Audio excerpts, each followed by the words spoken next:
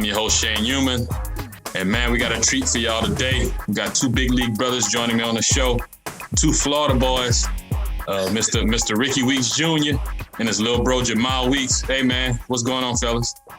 What's going on? We good. We good in Florida, bro. That's it. For sure, man. I appreciate y'all hopping on, man. It's gonna be a little bit of a challenge for me, having some blood brothers, some real family on. I had one other family on in the past, a married couple. It was a little different, but having two blood brothers, two real relatives from coming up as youngsters, man, it's gonna be a little bit different. We're gonna try to have a little fun with it and share some stuff with some people, man. But again, Florida boys, man, how do you pronounce the city that y'all from? Because I don't want to screw that up, just like Jemile. I don't want to screw your name up, man. So tell me how to pronounce the city you guys were born and raised in. Altamonte Springs, Florida. Got it. I'm not gonna try to say it because I know I might mess it up. But as long as I know the correct pronunciation, we good. So you the oldest in the family? Yeah, man, oldest in the family, man, of four right now. You know what I'm saying? So it's me. I got a younger sister, or two younger sisters, and my brother right here, Jemile Weeks. So, for us, man, growing up, it was always sports related. Everything was sports. So for us, it's always atmosphere, and around the TV. If there was something going on, it was all sports, man. Got you. Jemile, so you the baby? Yeah. We have a younger sister, but on our early years, it was just us three. I was definitely the youngest in the household. So, they called me the baby.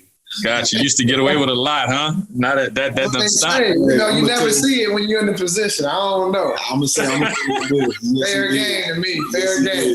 Yes, he did. Hey, Rick. Of course, you're not gonna admit that, bro. You're not gonna admit it. Of course not. I ain't see it. For sure, man. So, Rick, like you said, y'all were a sports family, always in front of TV watching sports. I did a little research of my own. I knew a little bit about y'all, but saw that Pops played college ball where he went to Seton Hall and another school, right? And then, a cool little thing, man. Grandpa played the Negro Leagues, man. So I'm going to let you guys both talk about that once you started getting into playing sports and realizing that your Pops played, at the collegiate level. And then you had a grandpa that played in the Negro Leagues. That's kind of cool to have family, direct family with such a bloodline or a timeline down to baseball and what you guys have been able to accomplish as well. Yeah, for sure, man. I think, for myself being the oldest, early on, I knew for day one that my grandfather and my dad played baseball. I think that's probably where the fire for the game of baseball came from, obviously. I think that's where the baseball IQ comes from. The history behind the game comes from. Just a whole lot of things that baseball in its totality, the education and things like that, all that came from baseball. That came from my dad. It came from my grandfather. So it was something that's near dear into our heart. That's why we're still in the game now. In the youth aspect. But for us, it was baseball, and wasn't like we didn't like it either. So it was something that we actually cherished and actually moved on with it, obviously. For sure, man. The bloodline is pretty strong when it comes to sports, baseball in general. Jemile, man, just talk about that. Rickie gave us a little preview on how it was for you guys coming up and knowing the history of your family, Pops and Grandpa. What did it feel like to carry that torch, man? Even as a youngster, Jemile, when you started playing the game, did you feel like a huge weight on your shoulder? Because, being a baby boy, like I said, you got Pops, you got Grandpa, then you got Big Bro, kind of paving that way and doing some big things. How was that for you, man? Was it a lot of pressure, or did you just kind of take it in stride and enjoy it? I was the type to take it in stride and enjoy it. I think it was has a lot to do with, like my brother said, with our grandfather giving us the stories of being around the Roy Campanellas and the Satchels and people like that, and then our dad having the opportunity to be one of the best hitters in his state in New Jersey, and then coming down and being at Seton Hall and coming to Stetson and then graduating from UCF. And watching my brother at the same time do his excellence through high school and then through college and all the way through the professional ranks. If I paid attention to all of that as if I was holding something that I had to lift, I probably couldn't lift it. For sure. I think the way we was raised and the way our focus is, as far as being humble and doing everything to the glory of God, I think that allows us to not look at it as a weight. I didn't see it as a weight. I just saw it as, okay, there's more opportunity. I see opportunity, and it's right in front of me. So if I do what I'm supposed to do, I can have it too. Man, that's what's up, man. I definitely can pick up what you put down, but just knowing some people, that added pressure can affect them. But like you said, you didn't look at it as weight. Yeah, very true. That's huge. That's very definitely true. Huge coming up and having fun. And probably, I'm sure with Big Bro, them friendly competitions, although you're a few years younger, I know you tried to keep up with him. As soon as you put that bat in your hands. Shane, I'm going to tell you like this, man. That was part of the game. Look, just like we tell kids now, you have to have competition. I don't care what you play, sport, football, basketball, baseball, you have to have competition. That brings out the winner in you, that brings out the hard work, that brings out, okay, the wherewith to want to be better. You know what I'm saying? So I think for us in our household, it was always a game. It was always wall ball. It was, okay, you better hit this ball. If not, I'm pegging you straight in your back. You know what I'm saying? Or, Jemile, he's 4 years younger than me. So it was always like, I'm not going to take it easy on you. You know what I'm saying? I'm standing 20 feet from you. I'm throwing this ball hard as I can. And you better not strike out. You know what I'm saying? So it was always that friendly competition. And obviously as kids, at that point, we didn't know it was competition. It was that's just how we played. Yeah, being brothers. Y'all were brothers, man.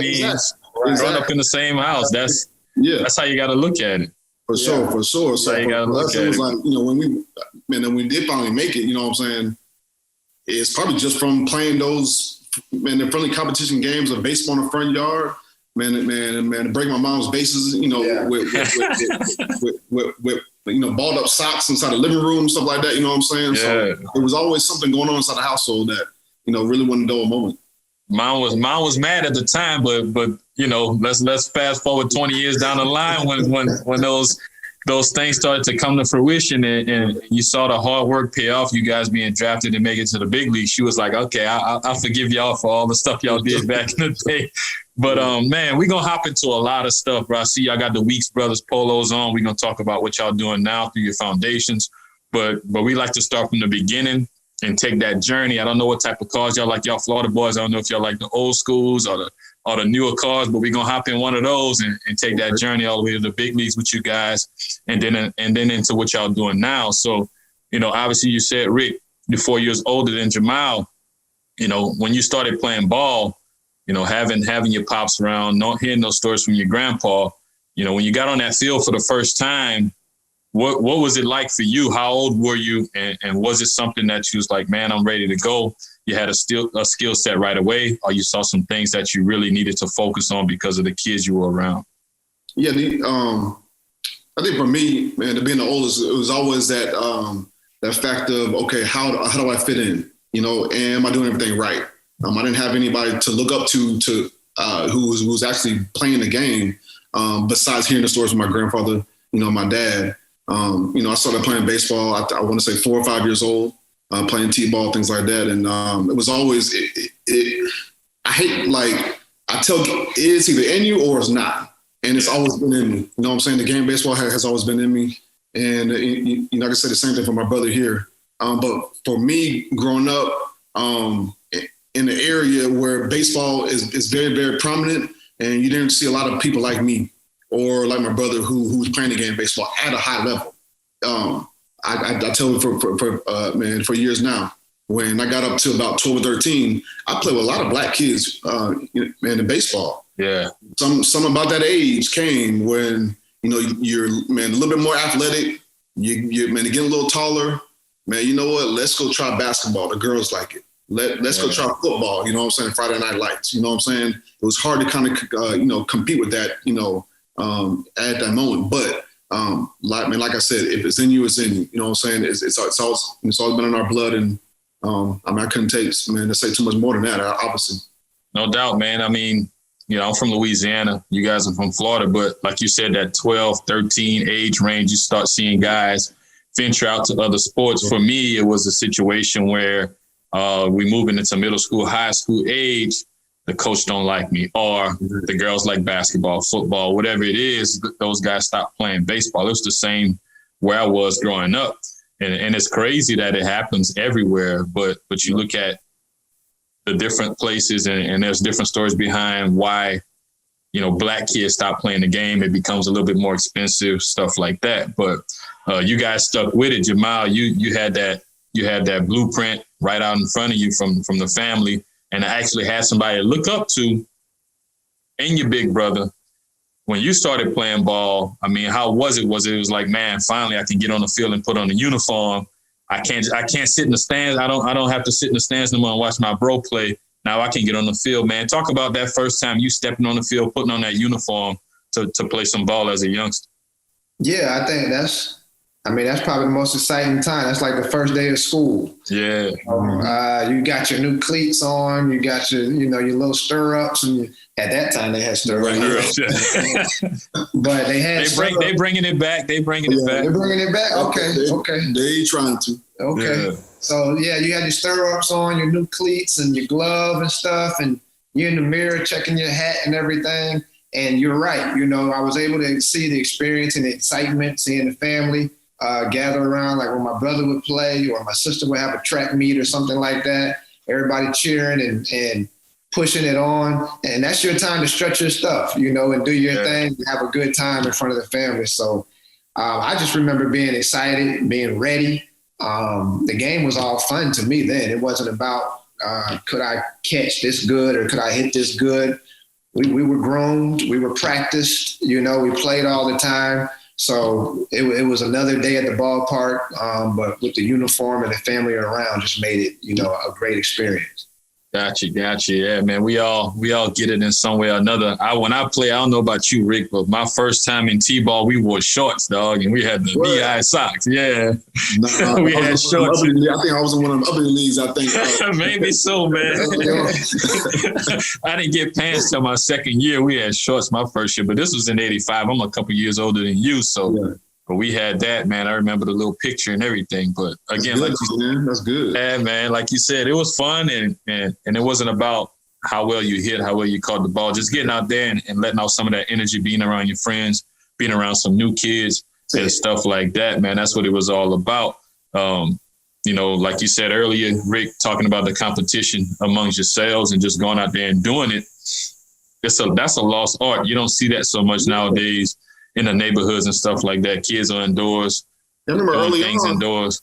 Yeah, man. I remember, we'd be on the front yard playing these like hardcore, like he would start crying because I hit him or something like that. Or I would get pissed off because I threw the ball and he actually hit my ball one time or something like that. You know what I'm saying? Yeah.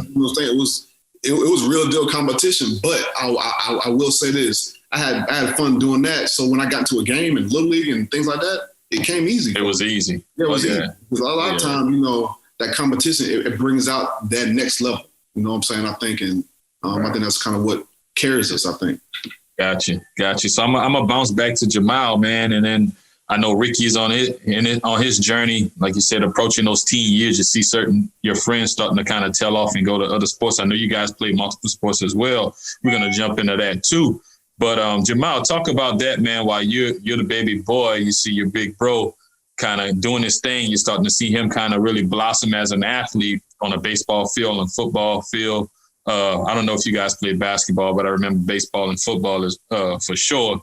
Talk about those thoughts that were going through your head, or the way you felt when you saw your brother was starting to flourish and do his thing on the field, man, and how that pretty much motivated you to go out there and push yourself to be the best you could be as you were following his footsteps. I think having that view from behind and being able to see it, you're in it, but you're also on the outside because, he's the one playing and able to kind of do everything. And you can kind of sit there and watch and see what you would have done, in that position or whatever it was. Because I really felt like I thought always, probably through our competitions and, again, how we were raised, I probably was thinking on an advanced level when I would watch the games or even watch the football games. I played football and I played basketball as well.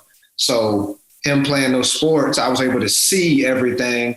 And for me, it was exciting because you get a different type of feeling when it's somebody that you're around, that you care about, that you love, or somebody that's in your corner and you see them out there doing something big, great. It brings a different level of excitement that you get, even more different than seeing, the Derek Jeters or somebody else in the world doing something. It's a little bit closer. You can feel the impact of everything on a more personal level, even though you're not doing it. Gotcha. So I think that right there, it gives you your first feels of stardom or, the roars and the cheers. It gives you your first feel to feel that. And then you know what you're going into and the level that you're going to be on and that you're going to play on and that you're going to bring it to. You have to do that. But if you do that, then you know what that opportunity holds. And I would say that's what that opportunity did for me, seeing all of this from my young perspective. Definitely. Yeah. And saying you're thinking at an advanced level while you're watching the games. Now, you say that, but Rick, who was the toughest critic? Who was the toughest critic? Because I know y'all studied each other's game and kind of say, hey, man, you need to do this, do that, whatever. Who was the toughest critic? Man, you know what? As we got older, we never were on that level of, okay, man, back when we were 12, 10 years old, I was competitive. I think that kind of separated once we started to understand, okay, the game started getting a little harder now. You know what I'm saying? So it was almost more so like a conversation of, man, how you feeling? We didn't really talk too much baseball early on, I'm saying, as far as high school, college, you know what I'm saying? Man, once I left high school and get into college, we really didn't talk too much baseball. Baseball was talked about, but it really wasn't the very top thing or, the focal point. That's really, the focal point basically. But for us, it was always that common bond of baseball and the respect. You can kind of tell when your brother's struggling, or I can kind of tell when he's doing good. So you kind of feed off those moments and you kind of let him know, hey, it's okay, try this, you know what I'm saying? And the same for him. I remember getting to the big leagues, it was certain things going on. I mean, just by him calling me and we were talking about, he's in the American League, some pitcher that I've never faced before, I call him about, and vice versa. Like, I don't know how many we had about that. But it was kind of like that. It was that common respect to where, okay, we'll talk about that, but then we kind of slide in, hey, and how you feeling, man? You need to try this or try that, you know what I'm saying? So it was always that common, the common love for the game, but the respect but behind it as well. Gotcha. Little studying of the game and more uplifting and stuff like that, which keeping you on a positive note, because we know this game is definitely hard and you guys hit. It's hard to hit a baseball. I pitch. Right. It's hard to hit a baseball. So if you get caught up, like you said, Jemile, earlier, if you get caught up in the hype and what's going on and think of it as being something that can hold you down, of course, that's what's going to happen. So you guys sound like a pitching coach that comes out to the mound and asks you about what you had to drink last night or what you had to eat last night, just to kind of take your mind off of what's really going on. And crazy part about it is you're able to refocus and get the job done. So that's kind of cool, man. I just figured, man, y'all might have gotten into a couple of scuffles or whatever, talking about, hey, man, you this, that, or the third. So, it's kind of cool that y'all kept it light and stayed positive with it all. So, I think we got that from our dad, if anything. That's probably where we already had that source mixed in with him. Just low key, just take it as it goes. I just think he would be more the one that's going to talk about what you're doing on the field. All right. Man, the quick story. So I be in high school. This used to happen a lot, but it got to a point where I just got visibly frustrated. Like, hey, man, Dad, I don't. Please don't talk to me like that again, please. You know what I'm saying? No, man, and we leave a game, I might go 0 for 4, 1 for 4, something like that. But some other guy who they might have went 3 for 4 or something like that. You know what I'm saying? So man, I get in the car. Hey, man, I saw, let's say, Joe went, man, 4 for 4 today. I'd be like, yeah, and so what? Okay. Oh, man. And what you do today? I'd be like, I went 1 for 4, 0 for 4 with 2 strikeouts or something like that. Oh, okay. Yeah, last week, man, I saw Joe in, he was out of the cage every day. What? And I'm sitting there like, hold on, man. Okay, you gonna call me out like that? Like, but it was always that respect. So I knew he was going. So, but guess what? That very next day or that night, guess where I was at? In the cage. You know what I'm saying? Yes. Yes. Pops know how to throw them little slick jabs at you to get the point across. I used to act, man, as a young kid, 14, 15, 16 years old, man, I didn't want to hear that. Right. I didn't want to hear somebody was better than me or somebody did this. But again, that competition comes out when somebody thinks they're doing better than you or you.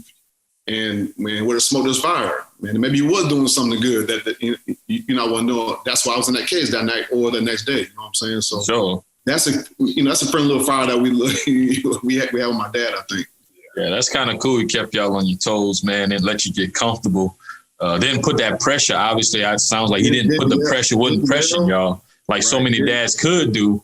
He let y'all do your thing, but also kept you on your toes and kept you honest and humble about what you were doing and knew you needed to put the work in if you want to get to the highest level of that sport. Now, Rick, man, I'm going to go back to you. Talk about playing multiple sports, man. And baseball was the one thing, obviously, from coming down from grandpa on down through dad to y'all. Talk about playing those other sports and maybe how that helped you hone your skills on the baseball field, as well as, the dilemma of choosing. Right. Well, I started playing pop when I might have been 11 or 12 years old. I played that, but I'll never forget the summer after I played football, it was summer or fall, and then I went to the baseball field. My game went to a whole new level. You know what I'm saying? That same year I played basketball as well, but for some, it's aggressiveness. It was the footwork. It was the IQ. When you're playing different sports, we talk about, I use a relation to, the field and the ground ball. Football. And football, I played defense. I was very aggressive, but it was always, you stay inside your box. As soon as your feet get outside that box, it's hard to change directions. It's hard to make tackle, and you're done. Same thing. So when I translate that to the baseball field, it was always, okay, stay in there. Your footwork's getting better. And now everything came smoother. I was more aggressive. I was diving for balls and jumping right up and throwing them out. Man, and things like that. It was always something that, to add to that. Man, playing basketball, same thing, change the direction. Man, got better. The start and stop from stealing bases. Yeah. That, man, that got better. So, you can play any sport and pretty much relate that sport to any other sport that you want to play.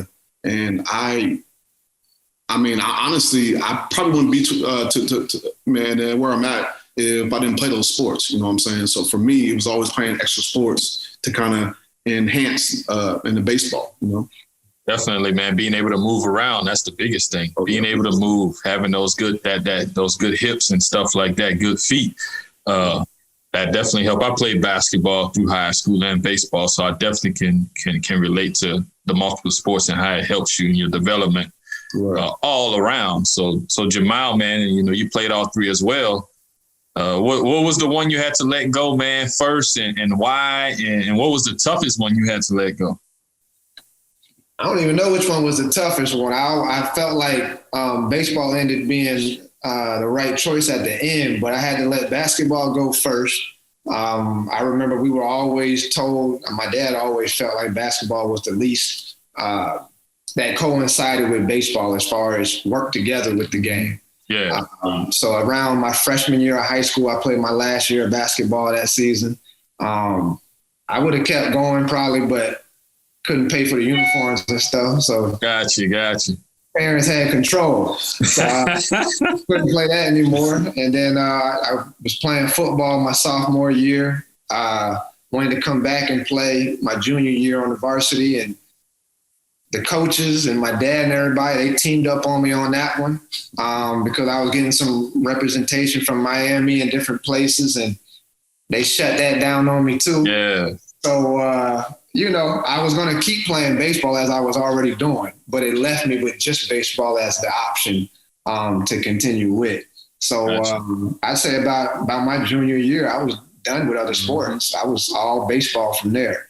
I would say I wanted to really stay in football one more year because of the guys and the team camaraderie. And it was one of those sports people didn't see that I could possibly be good at, but I was able to show some promise on a lower level. I started off on JV, and then I was brought up to the varsity, and the next year I would have been the starting corner. And I really wanted to do that. And then I saw we lost states. We were supposed to go to states, and we ended up losing, and the corner was getting 8 on that corner. I was like, man, I was like, if I was out there, we would have been good. We would have been good. You know I'm going to hold it down. No doubt. So I didn't get a chance to do that, and that bothered me a little bit. But baseball ended up being the right choice, best choice. Yeah. You know, God had the right people around me helping me make the right decision. No doubt. Baby boy didn't get his chance to do whatever he wanted with those other 2 sports, and they took that away from you. But you probably broke too many bases back in the day, so you had to pay that back. You know, that was probably what it was, man. There was a lot of bases broke. For sure. But y'all did it up and through high school. I know, Rick, you played football and baseball through high school, right? Yeah. So baseball. So basically, it was kind of I guess kind of a funny story. I guess in high school, I stopped playing Pop Warner leading into my freshman year of high school. I wanted to go out and play football, but then again, you had the coach in your ear, you had my dad in your ear, things like that. So that's when I stopped playing football. Then I get into a situation in high school baseball where I felt like you're growing up, your parents make your own decision, things like that. I felt like I wouldn't get it treated the right way in baseball in my high school. So I was still playing baseball, obviously, still grinding, still working. But my senior year came, and I'll never forget, man, I'm walking through the halls at the end of, the end of my junior year. And I'm walking through the halls, and my homeboy, he taught me, I said, hey, man, there's a football meeting here, man. We need you we need you on the football team. I ain't played football in like 4 years. But I was, as an athlete, you know what I'm saying? And yeah, of course. At the time, I was so frustrated with baseball here at the high school and things like that. So I was like, man, you know what? Let's go give this. I didn't tell my mom or dad or nothing. I just showed up at the football meeting. Man, I walked in that meeting. Everybody looked at me like, thank you, Jesus. He finally came out. You know what I'm saying? Yeah. So it's kind of like one of those things where it was like, I think I made the right decision. And man, long story short, man, I wound up going out, making all county, stuff like that, and really almost played football over baseball, man, coming out of high school. Oh, wow. Because I heard some stories. You got recruited pretty good in football, but on the flip side, you were being overlooked in baseball. Right.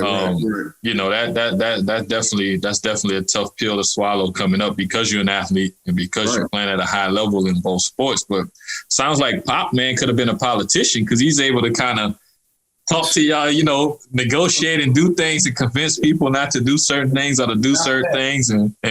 But he continued to steer you guys in the right direction, which is the biggest thing. So, obviously, Jemile, you got a front row seat to everything Big Bro doing coming up. And obviously you're modeling your game and the way you conduct yourself based on what you're seeing from your brother, as well as some of the stuff you're taking from the game, because you did think on a high level when it came to the IQ of baseball. But seeing your bro excelling in football, excelling in baseball, but getting overlooked from the baseball side of things,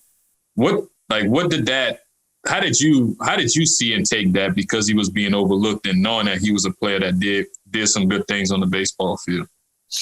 I think initially I didn't really understand it, to be honest with you. If I'm, be real on this for sure podcast, I didn't really understand it. I didn't know if he was being underlooked and whatnot. But as the thing started rolling out and I saw that his opportunities weren't as much as I thought they probably should have been, that's when I started recognizing what happened? You know what I mean? It seemed like it would have been more going on because, I was able to watch all the games. I was at all the games all the time. I knew the work that he was putting in. I was always there. And I was able to watch everything all the way throughout his career. So I knew, looking at some of the guys that had, bigger school opportunities, And then watching his opportunities, I knew something was different because I knew where these other guys were going. I was like, wait a minute. So I would just say in the beginning, I didn't know anything, Shane. I was just looking at it and receiving the information, listening to how they were talking about this college or that college. And then I looked at the other guys that were getting signed. I'm like, man, well, he signed. I'm not saying nothing. I'm just recognizing he signed somewhere. That's ACC. That's a big school. And then I saw his situation was way different. I just knew something wasn't right. It wasn't until a little bit maybe towards the end of his process that I understood that there was a lot of things positionally that might have went wrong, or a lot of things, administratively that gets promoted a certain way, and just different things were going on that didn't allow his name to get the respect that it probably deserved at that time. So I didn't even know how to take it. But once I saw what was going on, I knew what was going on, I was definitely more awake. I definitely was able to look out more. Yeah, it's crazy. I mean, I didn't get to see Rick until he got to the Yard, got to Southern, and you look at certain players in the Yard. They were obviously as far as being HBCU, just in general, NCAA baseball at the time. They were hitting on all cylinders. Southern was putting out great product, baseball field with Coach Kadar. But being from Florida, and then you find your way down to Baton Rouge, it's like, how does that happen? You know what I'm saying? Right. How does that happen? So, with you, Rick, just looking at it, man, and you were thinking about pursuing football, what ultimately convinced you not to go the football route, but to choose baseball and come down to Baton Rouge and play at Southern? Man, to be honest with you, it was always going to be baseball, to be honest with you. The coach would come get me out of class, hey, so this small. Honestly, I only played 1 year high school football. It was my last year. Yeah. It was a bunch of small schools, you know what I'm saying? Because I new to the area, whatever like that, to the football skate. But it was always, but in the back of my head, it was always baseball. I was never going to play football, until I got to the Yard, and all of a sudden, they're talking about, hey man, why don't you come try to they trying to get you out there again, huh? They trying to get you out there. But man, and for me, it was always baseball, and I think for me, coming out and trying to process everything, because I knew what I could do, and I saw these other guys going to these places that I felt like I'm better than them. Yeah. And a lot of kids say that, you know what I'm saying? But I'm a realist. Anybody who knows me. And I knew I was a lot better than these guys going to these D1 programs. But so for me, it was always a choice that I'm going to play baseball, and playing an All-Star game and after my senior high school, Coach Kadar at Southern came down, and he just wanted me to I guess understand the landscape of Southern University and see that would be a good fit for me. So for me, it was always a no-brainer. I mean, I was the only, I had another offer from George Washington University. But when they sent me that packet and they said, they weren't going to pay for so much of my school, snow on the front cover, and the media guy, I said, not a chance. So I think I made the best choice of my life, and I was going to Southern University. Oh, for sure, man. The Yard, man. Shout out Coach Kadar, man. A legend. A legend, definitely a legend. He recruited me, tried to get me over there. I was being petty, though. I was being petty. He misspelled my last name, mispronounced my last name. So I'm like, man, I ain't going to Southern. But man, you should know, man. He's from Louisiana, man. You know that. Sometimes words get kind of twisted a little bit. For sure, man. But LSU called. So at the time, man, back-to-back national championships, man. That was an easy choice, but even while I was at LSU, it's a chance that, man, if you come to Southern, we got this going, that going, and you hear stories, man. Jemile, I don't know if you got to visit the Yard, and you was a youngster in high school, so I don't know if mom and dad allowed you to leave, but I know it was a fun time. I cross-registered. I took some classes at Southern, even though I was at LSU. But you talk about, I know you guys know Michael Bourne. Oh, yeah. Jason Bourgeois. Those guys talked about going to Southern, like they wanted to go to Southern. So just imagine, Rick, if y'all had those boys at the time.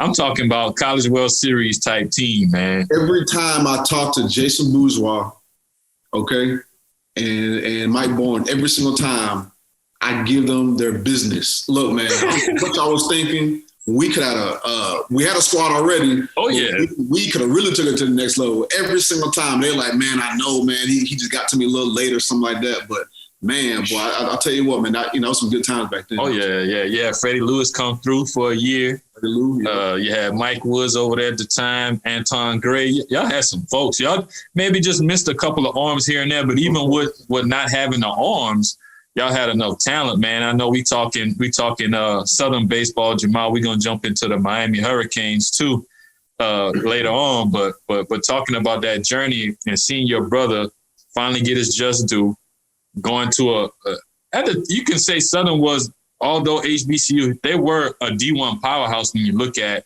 how they will repeatedly go to regionals, win the SWAC year after year, have draft picks, guys go play pro baseball, so on and so forth.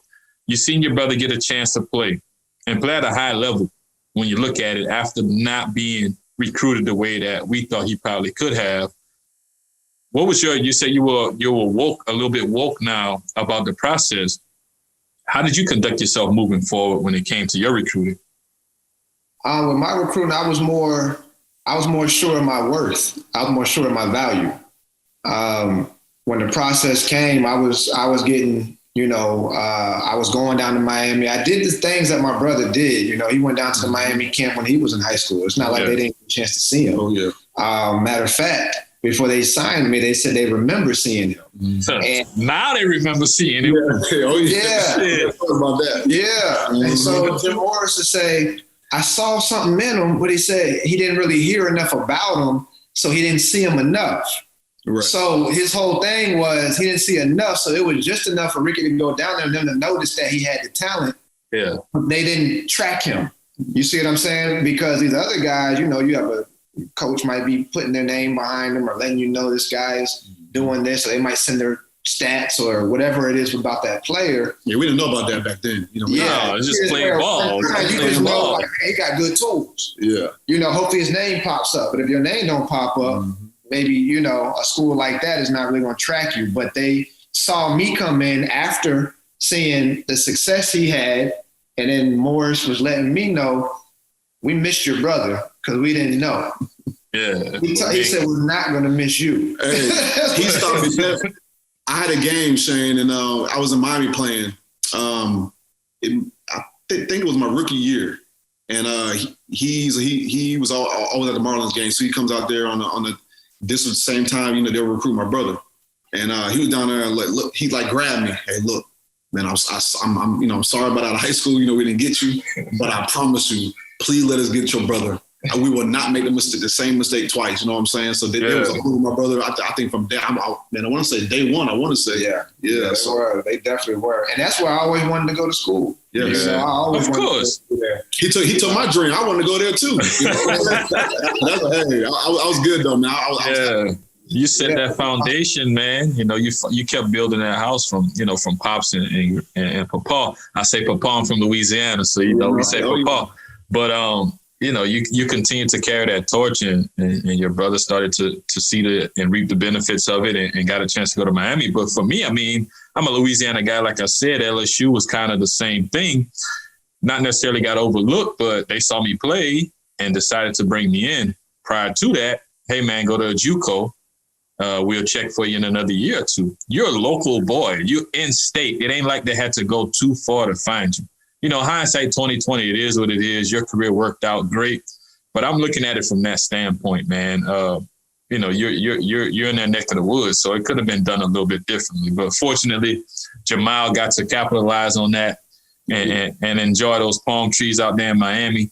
Talk about that experience a little bit, man. Then we're gonna bounce back to Rick and talk about Southern that freshman year. Y'all beat us, bro, the first time in about 40 years. I don't want to talk about it too much, but we're gonna dive into that. But Jemile, man, talk about you finally making a decision and going to the University of Miami.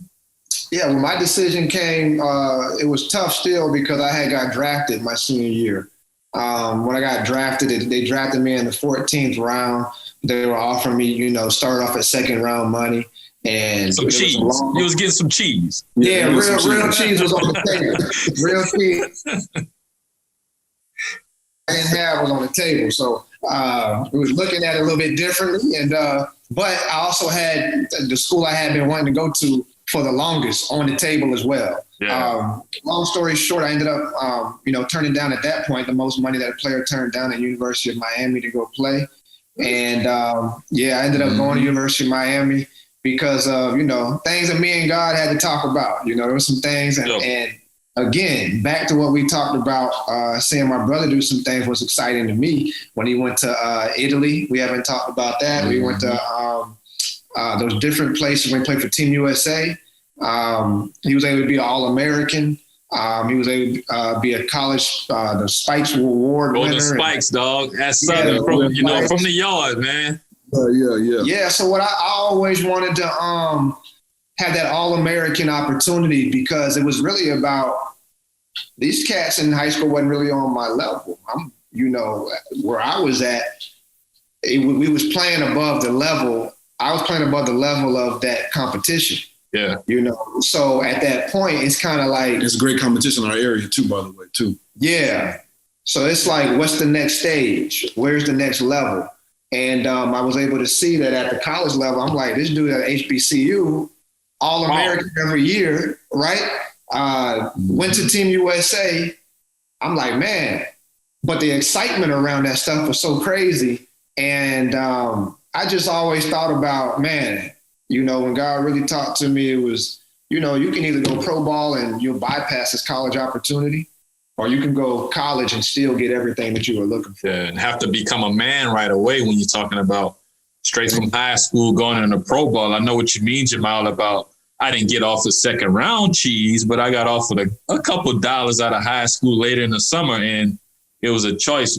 And Rick, I'm like I have a late birthday, and I was 17. I'm from New Iberia. Jamar Lewis, who's from my hometown. My city ain't big. We don't see too much. I've been there plenty of times. Exactly. We don't see too much. So for me, it helped from a maturity standpoint. And I know for you, Jemile, I'm sure it helped from a maturity standpoint as well. Playing in the ACC, high level baseball, it helped you grow even more as a ball player. So I definitely get what you said about those decisions and having to have those conversations of what do I really want, versus what I need at the time. So, we heard about the Golden Spikes, Player of the Year, All-American and all of that, Rick, man. But let's talk about when you first stepped foot on that baseball field, college baseball, your freshman year, man, you're doing good. And then y'all come to Alex Box Stadium. Fresh off a national championship. I'm at LSU. We just won in 2000. We won it all. You guys step out. Y'all got to step out of the field and give us the business, man. Talk about that moment. I know you had a lot of high points your freshman year. You did a lot. But talk about that moment where you guys beat us. And I think it was the first time in school history that Southern beat LSU in a baseball game. I think for me, the key word is validation. I think for me coming from Florida, we got guys from Chicago, Houston, Atlanta. Everybody was passed over. Everybody who was on Southern campus was passed over.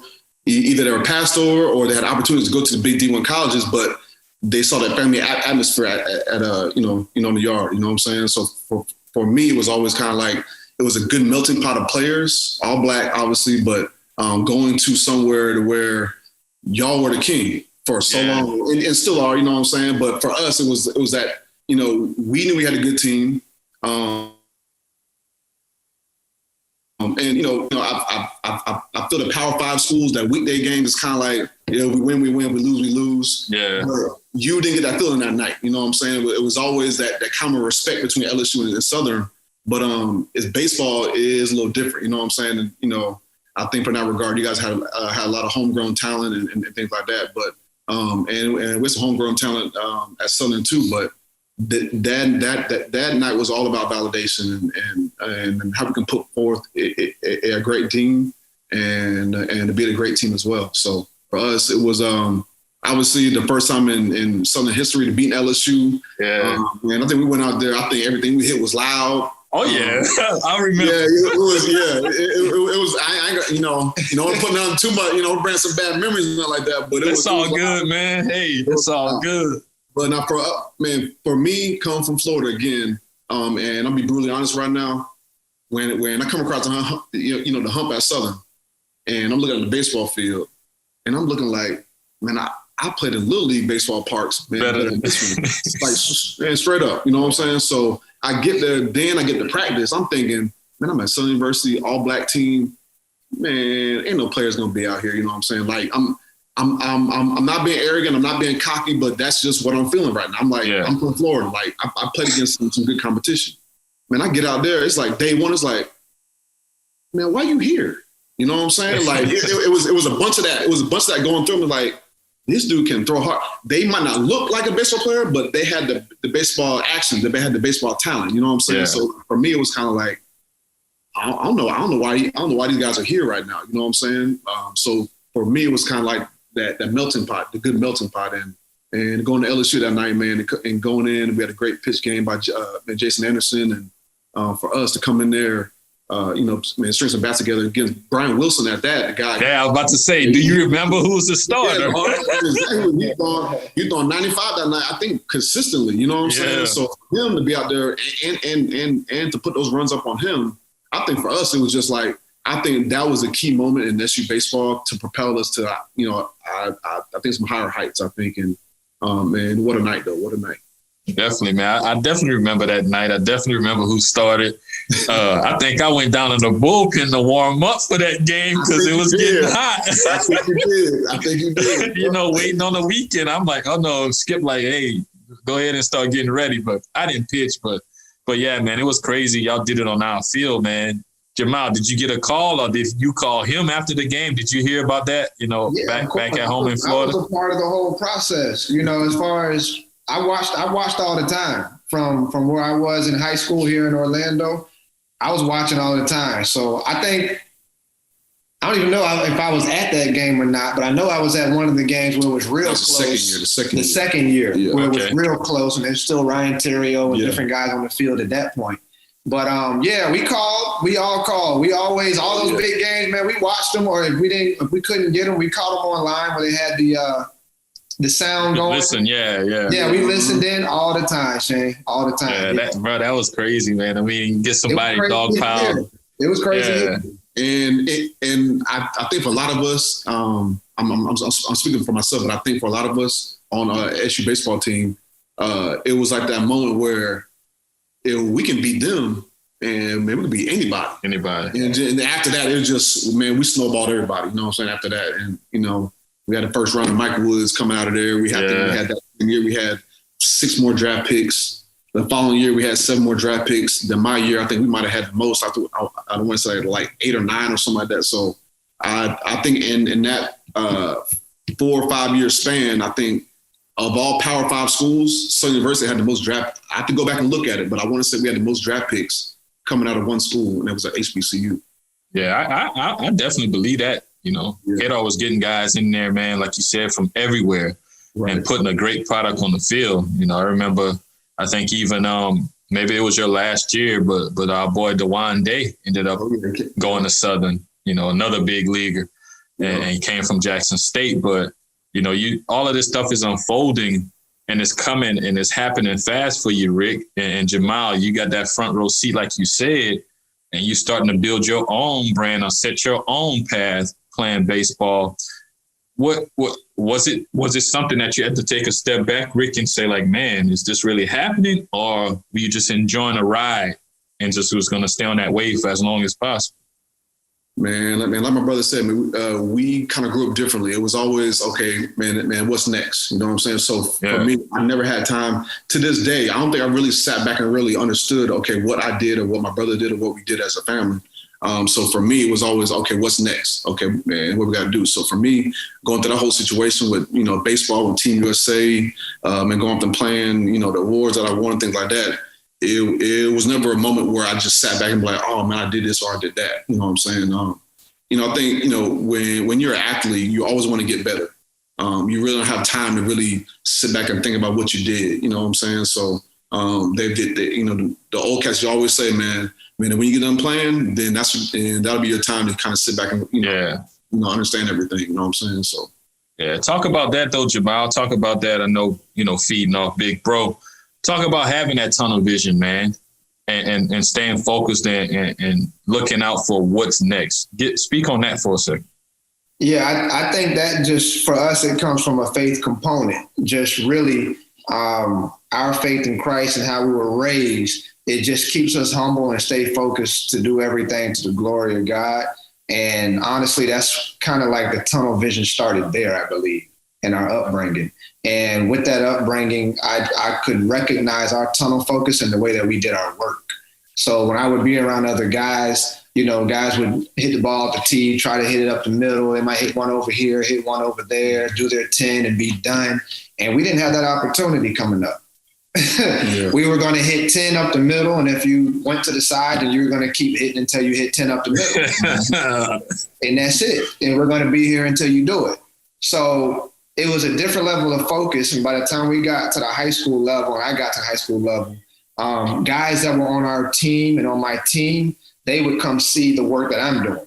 And the coaches would say, when he's at practice, then you guys come to practice and watch what he's doing. Huh. Because the level of focus and the level of tunnel vision that these guys have is not like everybody else. Right. So I would say that that's how somebody my size, who has always been undersized, to be, 5'8", 5'9", 150 pounds and go in the first round, that came from me doing something so precise, so tunnel vision and so repetitious and consistent that it put me in the category with the guy that was 6'1", 220 pounds, 5'11", 220, hitting 30 home runs. I was able to be in that category with these guys because of that focus and tunnel vision. That's what's up, man. It's just attention to detail, if you want to say that as well. Absolutely. And we're going to continue to go back to the bloodline. When we talk about Papa, we talk about Pops, especially Pops now. He's able to help put you guys in certain positions, challenge you, throw those little slick jabs to make you think about what you're doing and to refocus and get back on your game in whatever manner that you need to. It's huge, man, and it wasn't a pressure thing. Because I know, like I said, having kids growing up and their pops are on them 24/7, kind of fall out of love with what you're doing, and you're doing it to try to satisfy him, and that's not what it's all about. But man, Rick, you guys obviously both feeding off of each other and bouncing off of each other. You talk about your years at Southern, accomplishing what you're accomplishing. Look, I'm just happy to be able to have two legends on the podcast, man. Y'all some living legends, man. And I appreciate y'all taking the time out to hop on here and share your story. But you're talking about, Golden Spikes, All-American, Team USA, all these different accolades you're receiving. And then now it's draft day. Did you know? First off, talk about all of those postseason awards and even the Team USA nod that you received, and then talk about draft day. Did you know you was going to go number 2, or did you not have any idea what was going to happen when it came to the draft? Well, the crazy thing about it, we talk about tunnel vision and tunnel focus. I think for me, I knew early on that, hey, it's a possibility. You stand this track right here from your freshman year. They've already been talking, hey, man, you might be a first rounder. Yeah. You know what I'm saying? I remember one time, it was only happened one time, I'll never forget, it was after my freshman year. I went and played Team USA, I had a decent showing, you know what I'm saying? And I come back to the yard, and everybody, hey, man, you said an article on Baseball America? I'm looking up, nah, man, I ain't seen an article. I was like, nah, Baseball America was Perfect Game, PBR. Oh, yeah. Back in the gap. Yes, exactly. So, man, I'm looking at the article, and it's saying, it says something like top sophomores coming out. It had my name like at the very top somewhere. I don't know where it was at. And then it said projected 2003 draft. I'm like top 10 or something like that. And I'm looking at, and me, I'm thinking again, top 10 draft, man, how much money they make in a top 10 draft? Let me check that out right quick. Man, I'm keeping it real. I'm keeping it real with myself. So I'm looking at the top 10 draft. I'm like, man, I see $1 million. That's the only number I saw. It could have been $3 million up there somewhere. All I saw was $1 million. I said, yeah, I can make that much money right now. Man, I went and got me a poster of a Mercedes-Benz car because I always wanted one. I had that thing wrapped up, and I never put it on the wall. I just had it wrapped up. I held it, you know what I'm saying? And I said, look, I ain't gonna look at nothing else no more. But what I do want, I want this Mercedes-Benz car. You know what I'm saying? And I just fought like hell to man, put forth that good hard work the work ethic and things like that, and try to get that the car that I wanted. You wasn't skipping practice. Oh yeah, you better believe it. I'm a big believer in that. You have to have incentives to work towards something. You know what I'm saying? And for me, that was my incentive at that time. And going through Team USA, going to Japan, Italy, Alaska, where else? Holland, Amsterdam, Rome, and Sicily. I've been baseball had taken me places I had never even dreamed of, from Altamonte Springs, Florida, man. Straight up. You know what I'm saying? So for me, going to all them places, and then on top of that, then I'm playing with guys from Texas, Stanford, Florida State, Miami, the places I wanted to go to. You know what I'm saying? Yeah. And you got to do it for a try. Team USA, you got to try out. So man, I'm going to the tryouts, and we got to run 60. We got to do this and do that, and and being honest again, I'm out there thinking like, man, I'm from Southern University. I'm not going to make this team. That's my very first thought. I'm like, man, but you know what? What I am going to do, though, is I'm going to show them that I can play baseball, though. You know what I'm saying? So then when we started going through the 60-yard dashes and the team drills and the scrimmage in the games, and I'm looking around like, and he at Stanford? You shining. And he at Miami? That's what you're talking about. Like, my confidence, I tell people all the time, after my freshman year at Team USA, my confidence shot through the roof. You couldn't tell me nothing after that. You know what I'm saying? So for me to go out there and to do what I did, I started off on the bench. I was like, we went to Japan. I might have had 5 at-bats in Japan. You know what I'm saying? But I go out there and, hey, I'm just happy to be here. You know what I'm saying? I'm keep working. And then as the summer went along, I started getting more ABs, crushing the ball and things like that. Then I'm like, hold on, this kid from Southern can play a little bit. You know what I'm saying? So for me, it was all the aspect of, am I good enough? I didn't want nobody to say that I ain't work hard enough, but am I good enough? And, yeah. I think, after that year, to kind of propel me, to newer heights, I think, for myself. And, and for everybody around me, because I know my brother was looking at me, and deep down inside, I've always had a sense of, okay, if I do this, are my brother and sister gonna like it? My mom and dad gonna like it? I gotta stay on track for them right now. You know what I'm saying? Yeah. So for me, it was always kind of like, okay, let's just stay on track right now. Definitely, because at the time, Jemile is starting to pave his way on the baseball field in high school. Yeah, he was definitely making some noise at the high school level at the time. And, you talk about all the big universities, and you see these guys, this guy goes there, this guy goes there. And I already know. I think Aaron Hill probably was with you too, huh? A Hill. Yeah, he was on my team. Because he was at LSU. He was a freshman. Man. Yeah, good dude, great dude. Man. Good dude. Great dude. Smallest hands in baseball, but great dude. Man, that's tight because, a couple years later, like you said, you bring home the Golden Spikes and you get drafted, and we're going to hop into that part. Jemile, was it something, man, you saw unfolding and was like, man, things are starting to finally come, and he's starting to get his due respect. And it's like, man, I'm out here balling too. Now that forced me to elevate my game up a little bit and start having a little bit more fun, being loose and knowing, hey, Miami, I'm about to knock your door down. How did all of that stuff factor into you moving forward? I think just how you said it. I think just how you said it is how it came.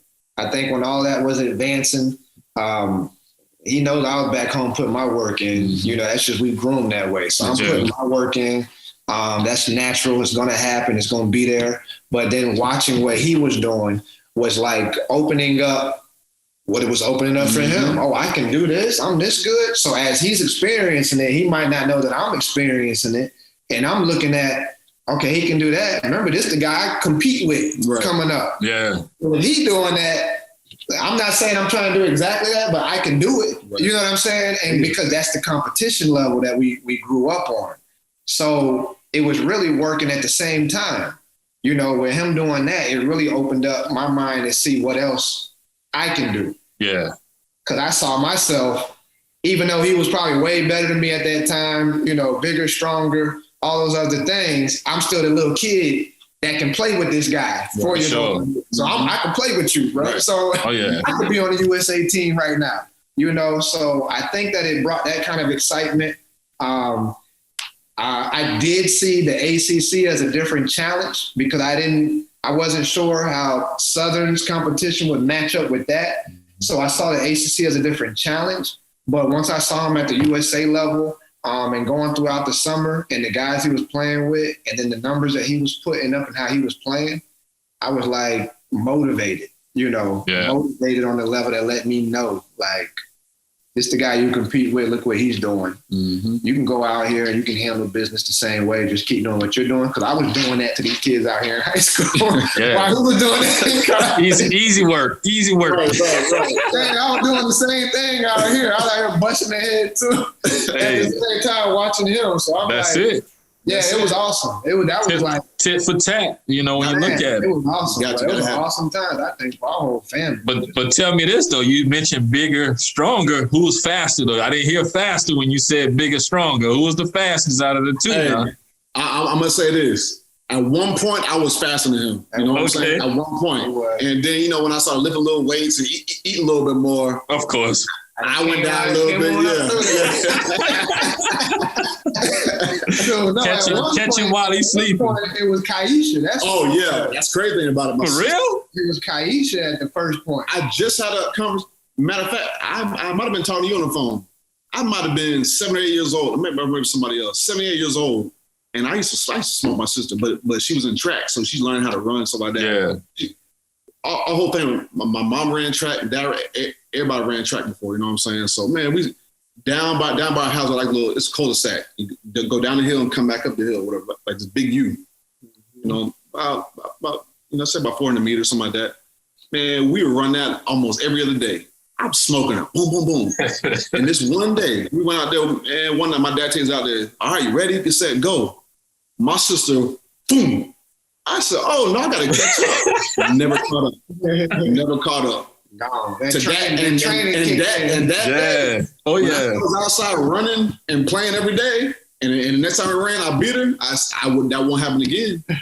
Oh, yeah. Again. You took that one on the chin and it was like, man, I got to get better. I got to come with it, man. That's crazy, man. I took her on the chin and went home and cried. But, hey, it is what it is. I let you win one of them. Wasn't going to let you do it again. That's crazy, man. So, man, Rick, man, let's feed off of the college experience. You're leaving Southern. You've been there 3 years.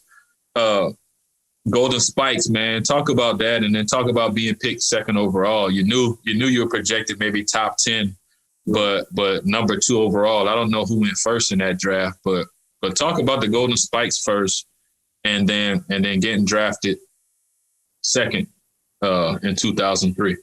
Yeah, for me, honestly, man, in college, we talk about all the time. I was so tunnel vision. I had no clue I knew about the Golden Spikes, but I didn't know about the Golden Spikes. You know, that makes sense. Yeah. And me coming from Southern University, like I was putting up, I was putting up some good numbers or whatever. I knew there's a possibility of winning some kind of award after I leave college and things like that or whatever. But never in my wildest dreams, when it came about, when they were making like nominations for the Golden Spikes, and then now, I'm actually reading up on it. You know what I'm saying? I'm reading up on it saying there's only been, I think, one black person to ever, and win his Golden Spikes maybe. And then I'm looking at, and then he went to a Power 5, and then I'm looking at and then I'm starting to make, 2 and 2 together. I'm at an HBCU, and I'm the top 5 in nominations for Golden Spikes Award. Then that's when it really set in a little bit, to me like that. So, man, and I would say, man, I won the award, and to me it was kind of like, how did I do that? Yeah. Like to this day, I'm still thinking like from Southern University, I'd have some people in my corner, somebody talking to somebody or something like that. Yes, numbers did speak for themselves, but a lot of times, I'm sure that's just not always the end case be all. You know what I'm saying? No so doubt. For me, man, man, it was kind of like I was shocked, one, and then 2, man, I was so happy. And the people don't realize that that's the Heisman Trophy of baseball. Yeah, and exactly. I was gonna say that. That didn't sink into me till after I got the award and probably had 2 or 3 years in the big leagues. You know what I'm saying? That's crazy. Yeah, but you was crazy. In that zone. You was in that zone, man. You talk about that zone. Just balling out. It's all mental, man. It's all. We tell kids all the time, man. It's all mental, man. Because when you get to a certain point, everybody's gonna be big. Everybody's gonna be fast. Everybody can throw hard. And what's gonna separate that person is, what's between the eyes. You know what I'm saying? Yeah. And then you want that brain to work and function to the best of your ability. And leading up to the draft, it was, for me, it was it was like, okay, it's possible you can go top 5. I'm thinking, okay, I know I'm good. At that point, you have an advisor, you have people in your ear a lot. I'm going to these Major League Baseball workouts in between games and things. It was crazy, man. Because, being at, HBCU, we didn't have the right facilities. Yeah. I remember having 2 or 3 workouts at LSU. I don't know if he knew that, but I was hitting in LSU. We literally had a game, leave the game, go drive to LSU, go have a workout with a couple teams, leave them, travel to go somewhere else. So, man, my whole last year was a whirlwind, man. But anyway, man, leave it to the draft. Again, I think I was a little naive about the whole situation and the depths of it, because I wanted to be more than a draft. I wanted to get to the big leagues. I don't care. You know what I'm saying? So, but then when the drafts come, you have your family over, you have people over. It was kind of like, then it started getting a little, like, okay, this is big now. You know what I'm saying? And then, and me getting drafted to Milwaukee Brewers, number 2 overall. I did want to go number 1 overall.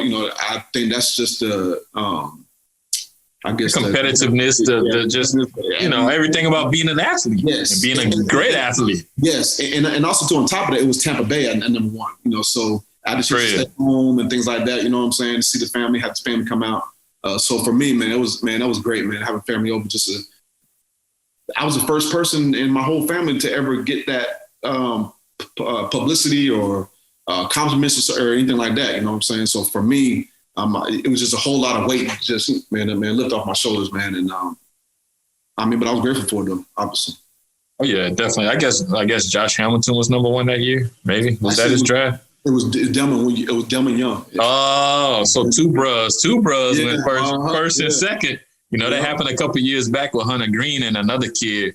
Right. I think a shortstop or something like that. But yeah, that's what you can't be mad at that. They took a bro first overall. So look, I was happy to be drafted 1. Of course. 2, I didn't care who went after me. I didn't care who went. It was negotiation based though. Yeah, it was. He was going number 1 at one point. I remember. Yeah.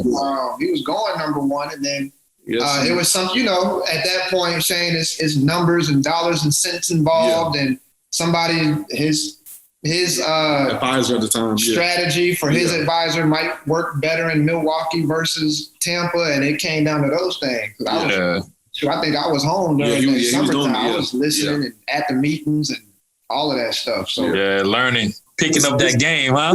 Picking up that game. It was important for him. I was going to be there and just sitting there. And I'm protective too, so I looked at it as just really learning, so that if he missed something, I'll know it. I'll catch it. And on top of that too, to piggyback off that, when I went through the process of trying to find an agent, you know what I'm saying, post-college, it was one of those things where I didn't want to just have just me in front of these guys. I want to have everybody. Yeah. Because if you know anything about our family are very protective of one another. So if somebody comes in saying that they're going to do this and do that, you're going to have my brothers asking questions. You're going to have my Uncle JB in the back asking questions. My mama cooking pies in there. She peek out the kitchen talking about, hey, man, what about this? You know what I'm saying? So it's always been family, back, you know what I'm saying? So for me, it was a great opportunity, man. And that's one of the best things of my life, especially involving family. Yeah, definitely, man. That's always huge, because if it's just you might miss something. Oh yeah. So you got that strong family dynamic around you to kind of pick up, hey man, what about this? What about that? Like you mentioned. They had to be on their toes too. Oh yeah. Hey, that's how it should be, because you're talking about life-changing type situation. Exactly. When it comes to being drafted in a certain spot, just everything, just your process of now really leaving home and having to fend for yourself and be a man. Jemile, you soaking up the game and your opportunities are there. What was that choice easy for you to go Miami, or did you have some other schools that were real intriguing during your process? I know you got drafted at a high school, but decided to go to take the college route. So talk about, that whole process, kind of like the draft process in a sense, when it comes to the collegiate level, having those choices. Yeah, I had the choices. I'm probably not the best one when it comes to telling these kids because I wanted to go to Miami. Of course, I wanted to go to LSU. Right. Again, though, but I got selected by multiple colleges as far as them recruiting me and willing to give me more than Miami on multiple occasions until Miami came up. I never took one recruiting trip. I only went to University of Miami. Yeah. I just negotiated with them. I had University of Texas. I had Georgia Tech on the line. Clemson. I had Clemson on the line. You know, some of the schools in Florida were on the line. But it's funny because Florida State and Florida didn't really show as much enticement towards myself, nor obviously towards him. But University of Miami was definitely for it. And that whole process was lovely to have all those options. But I knew where I wanted to go. I was 100% Miami. I negotiated with them throughout the process while I was being drafted and being a draft and follow at the time. So simultaneously, I'm talking to Gino DeMari about increasing the scholarship because he's like, we really want you here. And I'm like, well, show me you really want me here. Yeah, you get that from Pops. You get that politicking from Pops, that bargaining power. Yeah, I'm playing the game now. Got to. Because University of Texas is like, look, they giving you that, man, we'll give you this. And then Georgia Tech, we'll give you this. And we'll give. So I'm like, man, I could really go anywhere and outdo what Miami was doing in the beginning. Yeah. And as time went on, they were just being rough with it. I mean, they were just trying to be whatever. But over time, they broke. I knew they was going to have to break because I was like, look, I know what's in the state. Everybody's good, but I know I'm up there with these guys y'all got. And for the type of program Miami was, I knew it was going to break. It was just about whether I wanted to go pro or go to the U. And, gotcha. Yeah, I love that University of Texas was there, Georgia Tech, Clemson, all these schools, but I was 95% focused on University of Miami. Yeah, you bet on yourself and you didn't fold. You stuck to your guns and knew you were worth more than what they were offering. Because these other schools, you sound like Master P, bro. Hey, that's just how it was too. Right. Yeah, bro. Everybody get on the table. So you know with the best one. So you know what too?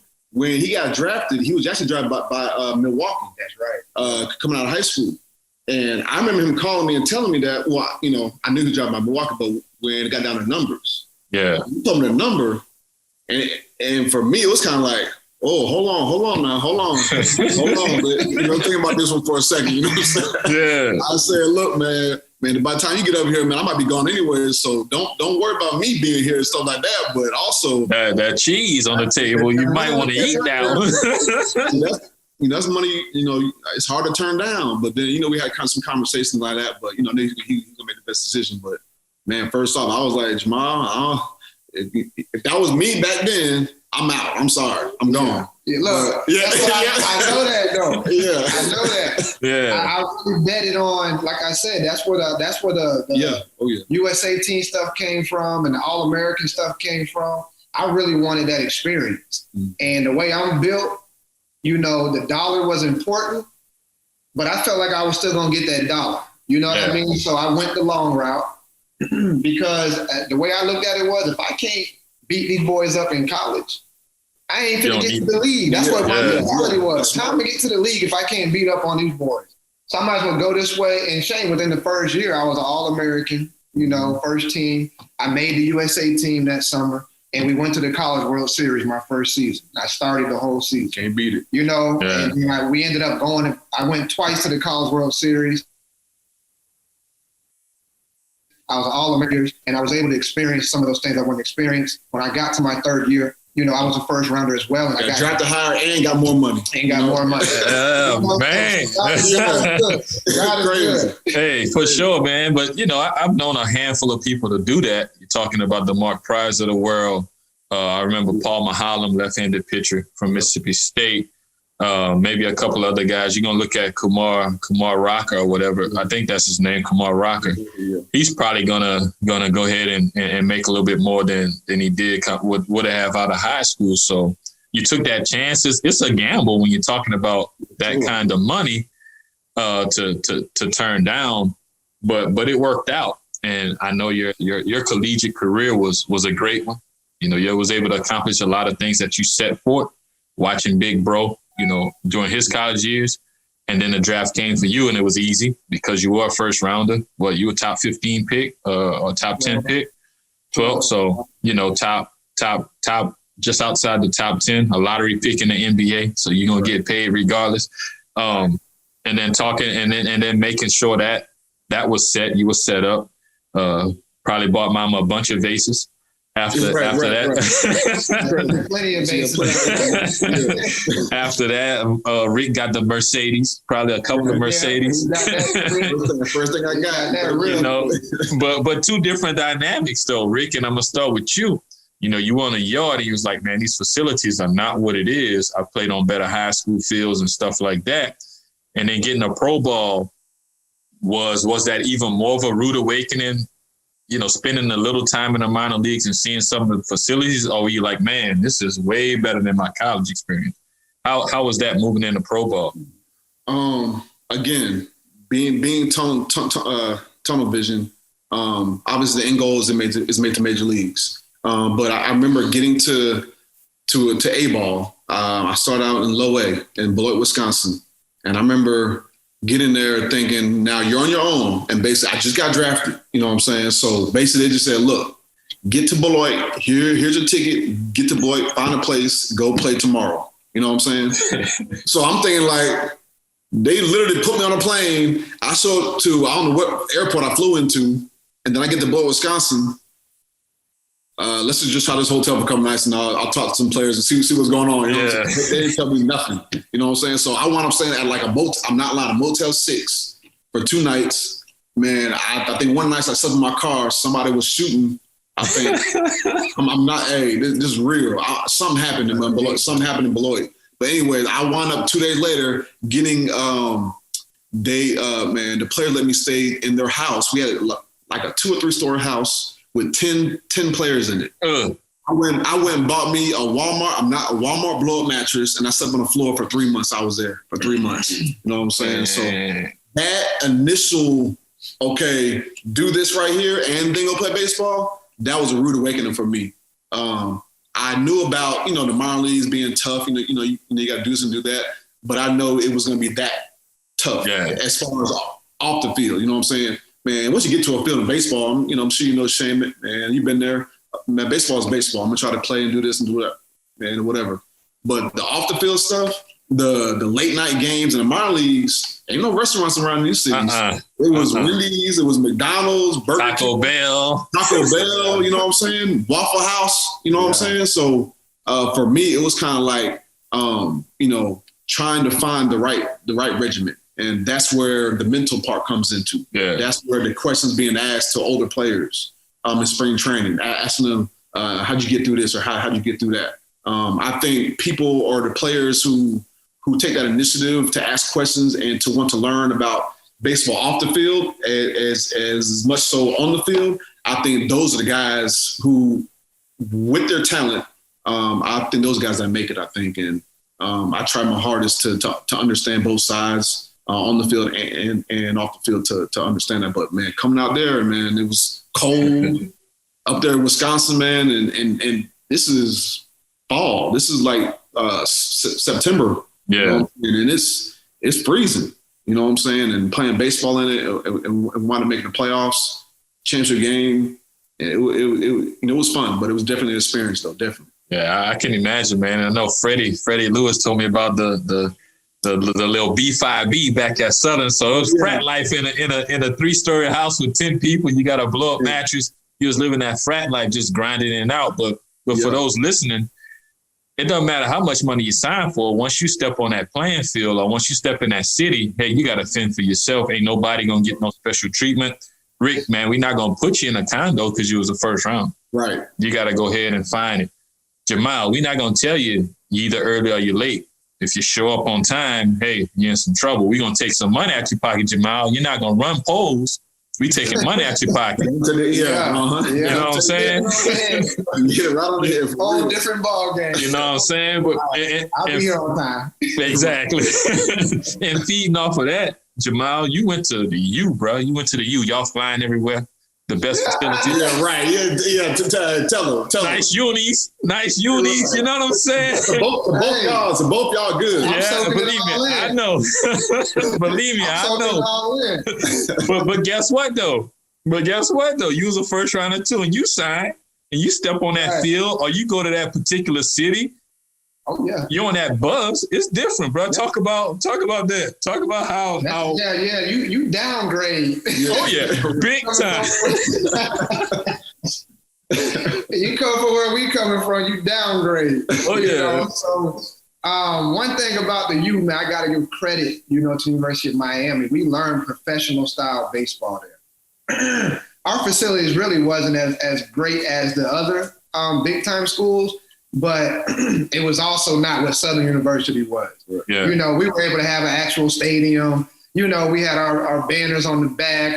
Cages. You didn't have to hit under the bridge, huh? Right. Yeah, we had to hit the hump, and that's crazy.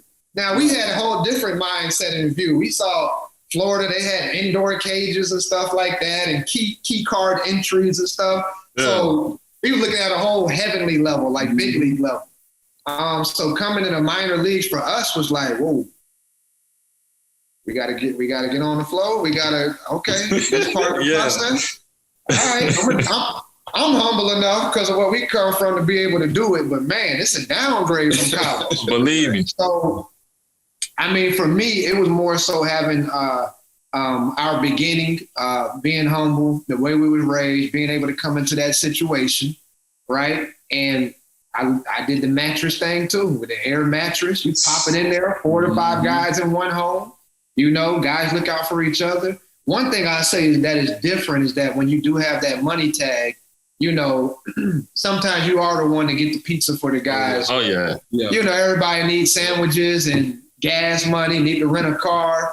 You got to do a little something to help these guys out for all the young guys that might catch this. If you are the bonus baby, what they call it, it's okay every now and then, once a month, once a week, whatever it is, however your relationship is, you got to help the other guys out a little bit.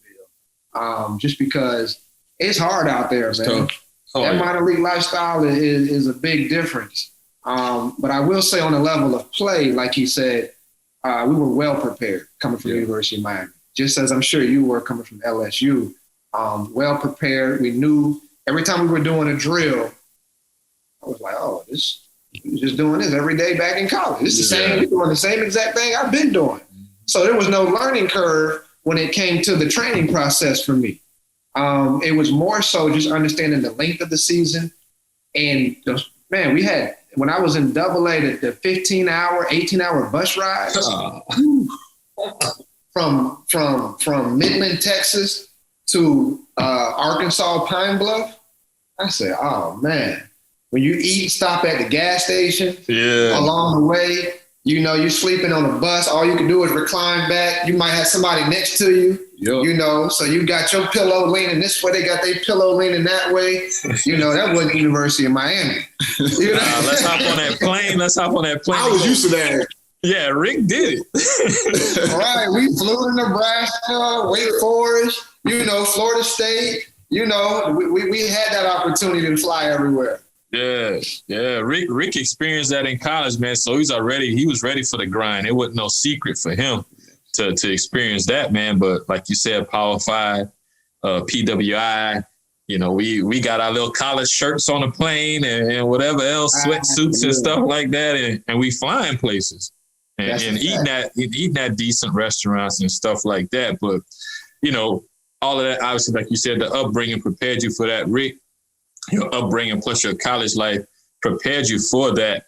And both of you guys were on the fast track, not just because you were first rounders, but because you played at a high level. Your skill set was there. I wasn't a bonus baby, man. I mean, I improved my draft stock by 2 rounds during my time in college. I was a 45th round in high school, 43rd round out of college. So I really had to grind. But the moral story is, did you make it? Definitely. Okay, then that's all that matters. Yeah, the grind was the same. Obviously, I couldn't buy nobody pizza though, Jemile. I had to go ahead and cook. You know what I'm saying? Being from the booth, I had to cook. Go to the grocery store and buy some stuff and cook. But the grind was the same. Like I said, and definitely enjoyed that part of it because you build relationships, you get to know people, you see parts of the world that you otherwise might not be able to see.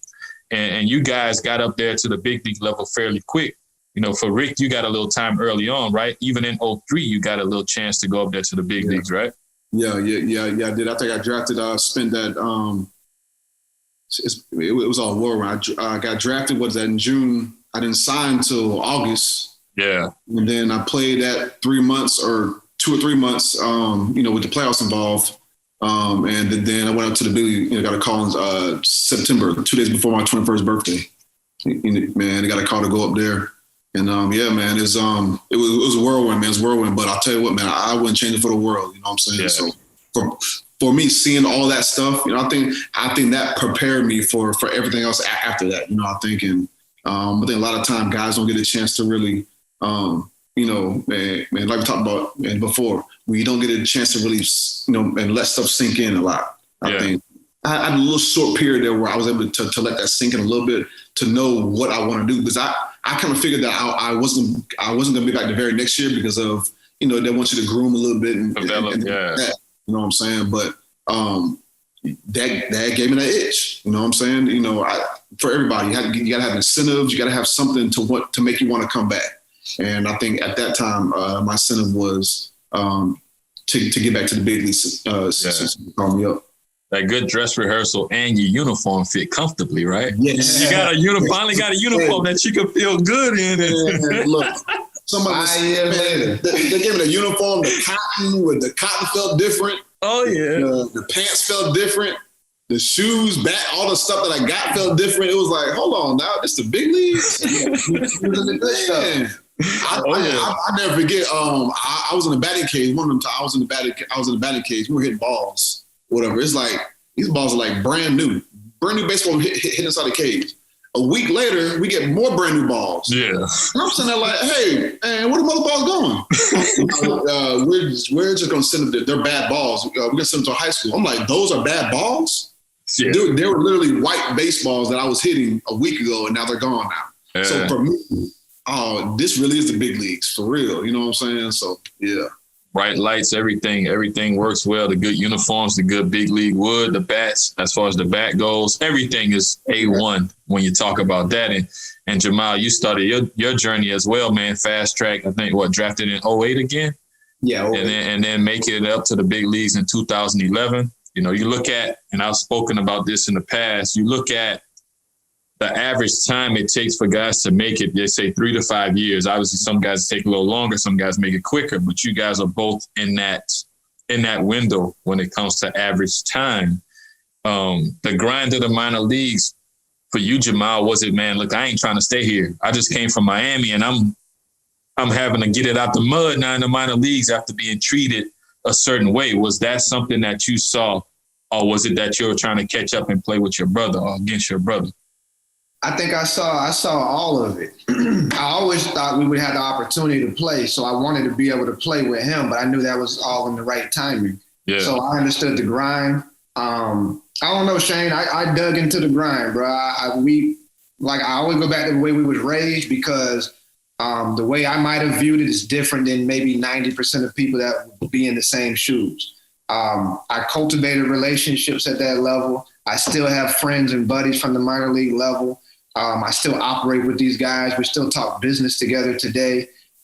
We held relationships once I got to the big leagues. It was all real to me, and I took it all in. So for me, it was just like, it was definitely, like you said, it was an eye-opening experience. The grind was there the whole time, but I also took it as a real part of the process, because I knew he had to go through the process too. Yeah. So I knew, all right, first rounder, boom. Okay, I'm a first rounder.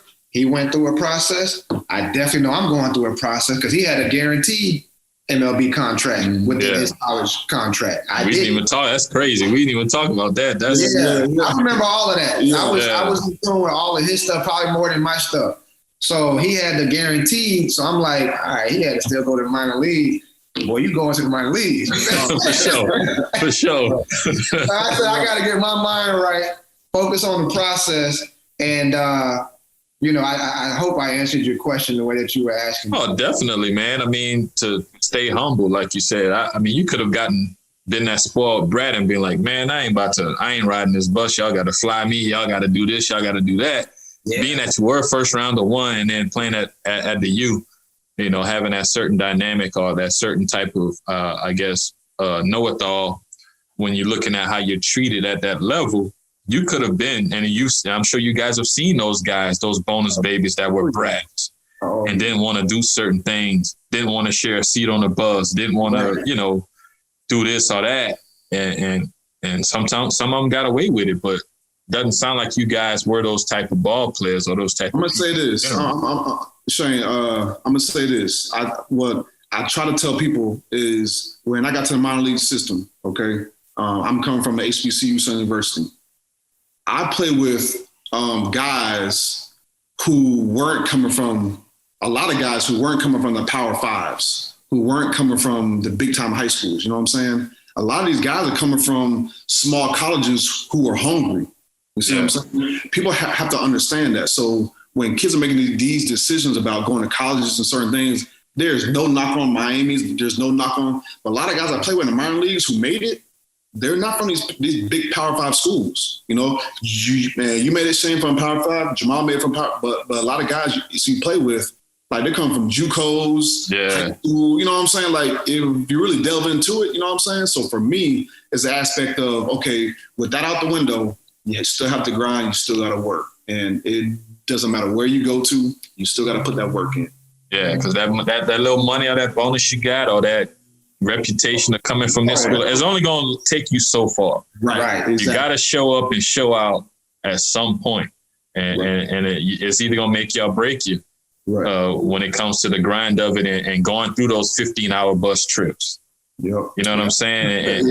And having a show and go or even still take BP and stuff like that after being on the bus for that long, sharing a seat. You know what I'm saying? Having the game at 10 the kids game at 10 a.m. Yeah, SpongeBob SquarePants in the back. Yeah, man. So, but you guys didn't stay long. You know, I know. Mike, talking to Mike Bourne. You know, he was on an episode. He was on the episode of the podcast, and he was like, man, he went to I forget where he went. It was the Phillies minor league. I forget the city in the New York Penn League he went to where the Phillies were. Nah, in the New York Penn League, short season. I forget where it was, and it's going to come to me afterwards. But he's like, man, I'm going to make sure I'm never coming back to this place. And he was like, I'm going to do my thing and get up out of here. So, but Batavia was the name of the city. But, you know, you guys, like I said, just under 3 years, Mike, I'm saying Mike, but Rick, you got that taste after being drafted.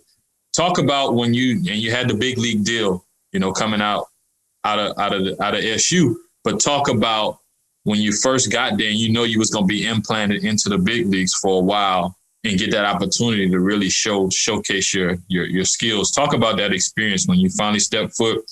Boom, I'm the starting second baseman, and it's my job to lose.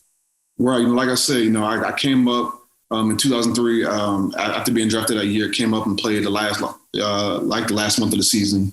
Knowing the situation, knowing the grind, I knew I probably wasn't going to be able to 2004 unless some unforeseen, something happens basically. Yeah. You know what I'm saying? So I went down, and then 2005, I started out in AAA.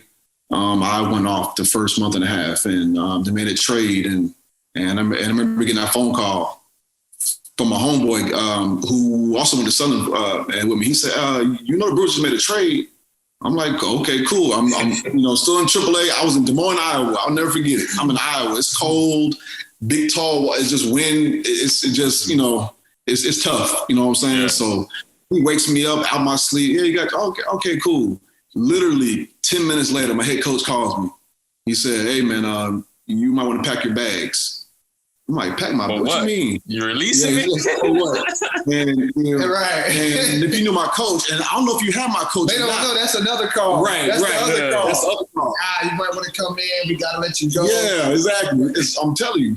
But I don't know if you have Frank Krumlis. I know he was in Pittsburgh for. I didn't get to meet up with him. He's known for being a little jokester. You know what I'm saying? Yeah. Cool. I had him in AA and AAA.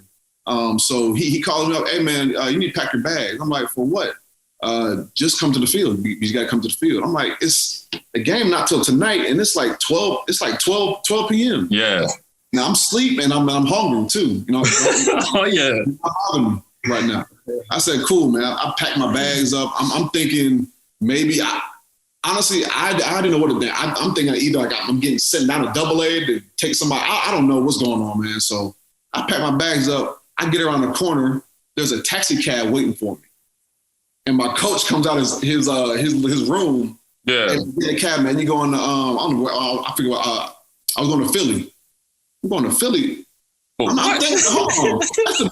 I said, oh man, like it all kind of or whatever. Man, I was so happy, man. I think I called my dad first. I think Jemile was next, my mom, and everybody like that. But man, that was the best time of my life, man. To get that call. Yeah, but that call. Getting to this is one thing too, though. I'm gonna say because and while I'm getting on the fly and getting to Philly, this is what I do. Teams sometimes. They understand a certain kid's talent. I'm a big believer in showing them what they can do or can be a part of, and then telling them, hey, if you want to be part of this, they got to work hard. You know what I'm saying? So for me, getting that experience back in 2003, man, I hit the ground running. You know what I'm saying? Yeah. The same guys I saw in spring training, they're in the big leagues. So now I know a couple of guys now. I can show up to the ballpark and not be just stuck in my locker the whole time. You know what I'm saying? I can bounce ideas off, ask questions, talk to people. So, man, I showed the feeling, man, and, man, from day one, man, and in 2005, and started second base for the Milwaukee Brewers. And it was that's crazy, man, how the coach got you, man, and not even thinking because you're grinding. Like we talk about, we're going to always go back to that, but the tunnel vision, the tunnel focus, hey, I know we got a game tonight. I get up at this time, I eat. Blah, blah, blah. Right. Here it is, you messing up my vibe. And for what? You know what I'm saying? Why you want to play games with me? Because I'm in my zone. I'm trying to do what I need to do to solidify myself as a ball player and to make it to the big leagues. Little did you know, you were going up to the big leagues at that time during that trade. And Jemile, for you grinding through the minors, how was that call for you when you got called up and knew you was about to go to the show? Crazy as well. Mine was I was in the field. I was playing in a game. Oh. So I'm out there at second base doing my thing at second base. And again, like Rickie, it was within the first month and a half of AAA, and I was killing at that time. I was hitting good, running good, defense was good, everything was just clicking that whole month and a half, and I felt really good. People were talking about it, like he said.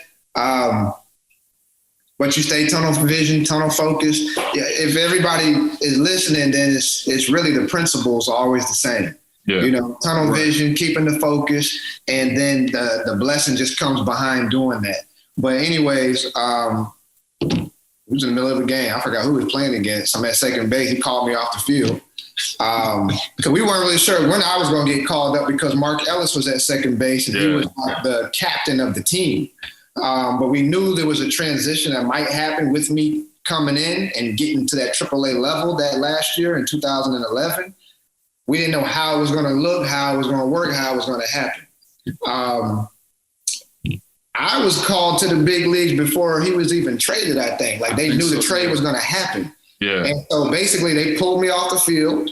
I didn't know what happened. I just sat down. I'm like looking at hitting my teammate's hand, looking at the coach like, what are you doing? You know what I mean? Like, weird and everything. So he's like, have a seat real quick. We gotta have you sat down so you're rested up for the rest of because he did the same thing. So you're rested up for the rest of the series. What are you talking about?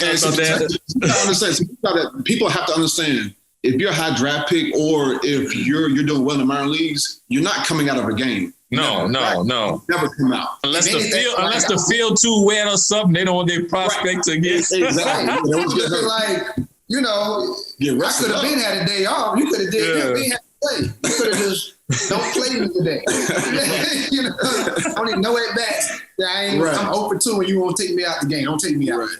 So anyway, I'm on the bench and some of my teammates, I know Michael Taylor was there and a few other guys, and they were like, Mike getting called up. This and I was like, called up how? You know what I mean? Yeah. You know, and no trade happened or anything. Right. And I think like 2 innings went by. I think like right at like the 7th inning stretch, I had to go inside. So I went inside with the bench coach. The bench coach was in there with me. He was like, hey, you got to get your stuff together. You can get an early chance to get ready to go on the road because we have a road series coming up after that. So I still was kind of like lost with everything. Yeah. They're like, we're going to get you out there first. And I'm like, okay. So I started getting my stuff together. Then the game like was you over. A pitcher or something. You starting the next game on the mound or what? Right. But my guys come in smiling. So I'm like, y'all smiling about it. You get mad. You get frustrated. Like, I got to go into the trainer room, talk to the trainer and all of this about, you know, my tape and stuff that I had to do and what I had to do going forward, get my workout in early because after the game I would work out. So I'm like, all right. So the manager comes in, he calls me in. I go into the office and then I find out why everybody's smiling and giggling and stuff. He sits me down and is like, you know why I pulled you out, don't you? I was like, nah. They're trading Mark Ellis. You're going to the big leagues. I was like, what? What? I was like, what? So at that point, you know, I'm just all over the place with my emotions in my head. Yep. And, you know, he shook my hand, gave me a hug and everything. And then I came out, all the guys knew about it. I ain't know nothing. Nobody told you nothing. You know, everybody knew you. Yeah, so dapping everybody up. It's a celebration, Shane. It's a big celebration. I don't know if I texted or called my brother, called my dad, my mom, my sister, the whole family. Same process, I'm sure. And just overwhelmed. And, you know, you get your criteria, itinerary on what you got to do, what time you got to leave. I think I was early in the morning. I was on the first flight to Baltimore, and I was in the lineup leading off, you know, first day in there. Just like that. Yeah, just. So people don't realize too, Shane, you may be putting up numbers in minor leagues and know at some point you're probably going to get a chance to go to the big leagues, but you are always shocked to get that call. Oh, yeah. I don't care who you are. I can hit 330 with 30 home runs every single year in the minor leagues, knowing I'm going to be in the big leagues at some point, but you will never be ready for that call. Because you still see guys getting released. Yeah, you still see guys getting sent down, coming up. Like transactions are happening. You don't know who you are in that mix. Yeah, who got released, who got sent down, who's getting sat down, who's getting traded, it could have been anything. Yeah, you know? It's definitely a bizarre moment, man. I mean, I've shared my story a couple times on the podcast. He came after a game for me. Okay. I think it was after a game I didn't pitch. I pitched a few days before. I'm grubbing, you know. Me and my boy Vic Butler. I don't know if you know Vic Butler, Rick, but you know, we grubbing and my manager came out and like, man, hey, you know, you're going to Chicago tomorrow. Like, I don't know, Chicago. And you know, I'll get you an itinerary, blah, blah, blah. Vic knew what time it was, but I'm still like, you know, I live in Louisiana. The season over. You know what I'm saying? Why I'm going to Chicago? And he told me about you're going to the big leagues. I still, dog, I froze. Yeah. Right. Yep. I'm telling you, that's how I froze. I froze. Yeah, I froze, man. And it was crazy. Are you serious right now? Yeah. Oh, yeah. Yeah, I froze, man. And so, you know, all of us have a different story as to how it happened. You know, with you guys having trades happening and just kind of coaches kind of keeping it under the rug was kind of cool, but at the same time, why you playing with me? You know what I mean? Exactly. But talk about, and I'll let you, both of you guys, you know, shed some light on it. That first experience, obviously stepping on the field, and Rick, you had that chance, you know, as soon as you were drafted, but you said the baseballs, the lights, the uniforms, the grass, everything. Jemile, you can go first. And I want you to tell me about who bought you your first suit as well. So talk about that experience in Baltimore. You're leading off, you know, right off the cuff, you know, playing second base, you know, stepping on that field. Now, I don't know what you're wearing, the Huaraches or the shots or whatever the hot spike was at the time. I got the Huaraches. Yeah, I stepped on the field. We had the Huaraches in the bag. It was already ready to go. Nike know what's up. For sure. We kept extra Huaraches in the bag. No doubt. So I had that. You know, I had my Nike batting gloves. I was dressed to the T. You got to go out there, look good. You had the drip. You had the drip flowing, like they say nowadays. Oh, I was drip heavy. I had my wristbands on. I came for the occasion. I also knew what time it was too. Yeah. But I tell you what, I don't know what your experience was with this type of thing, but I faced Jake Jabukowski with the Orioles at that time. Big hard throw, yeah. Hard thrower, had the big curveball. Mm-hmm.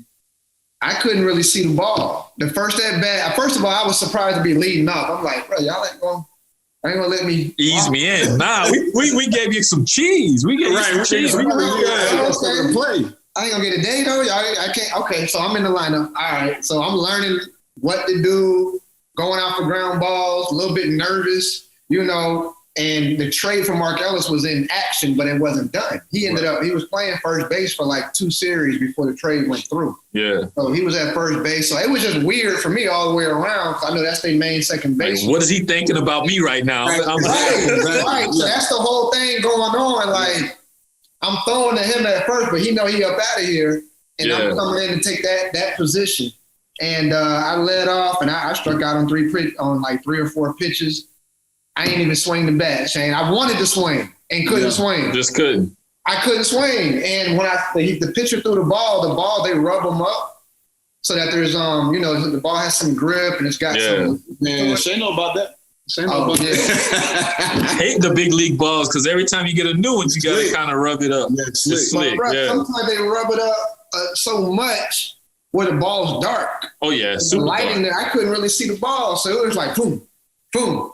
Boom. And I'm like, I walked back to the dugout. I was like, oh, man. And in my head, when I got to the dugout, I was like, if this is how it is every day, it's a whole different ball game. I'm like, man, you got to tighten up. Because in my head, I'm still thinking, well, if they can do it, if Rickie can do it, they can do it, you can do it. Yeah. I don't know how they see this baseball. I got to do something different. Yeah. And I think I went 0 for 4 that first game and just was trying to make contact, just get in the game. Yeah. And from there, I got relaxed. I think I sat with Coco Crisp after that game, who actually was either he was supposed to attend Southern. No, he was at Southern, but he was at Southern. Yeah, he transferred out of Southern. Yeah. Okay, so he transferred. He was telling me, he's like, yeah, I went to Southern, I had to transfer out. Yeah. And he was like, how you feel, man? I was like, I need to get a hit. I need to do something different. I couldn't see the ball. Like, how do you see the ball? And he was like, that happened to me. I first came up, and the next day I went 3 for 4. He was like messing with me. Little inspiration. Like, I ain't gonna help you. I'm gonna let you know, like, you here, you can do it. Get up and make it happen. Yeah. The next day, I went 3 for 4 the next day. That's what's up. I felt really good. I went and got my early work in. Because all that was not being prepared. You're not being prepared. I wasn't prepared. Flying off the plane, jumping to a big league game, never had been there. I got prepared, and I felt really good, and I was able to calm the nerves down and make it happen. My first suit, I don't think they bought me a suit. Nobody bought you a suit? I don't think they bought me. Who bought me something? I think it was actually Josh Willingham. Oh, Josh. I think it was Josh Willingham. Yeah. Josh Willingham was playing left field for us. No, right field. He's playing right field for us at that time. And ever since spring training, me and him clicked for whatever reason. I don't know. Josh is just a great dude. Good dude, down to earth, country boy. It's cool. He was just awesome to me. And he knew Rickie, everything. Everybody knew who Rickie was. And Coco, he just took me everywhere. Yeah. Coco want to go out and have a good time and groom and show you, what the big league life was about. So he took care of me in that aspect.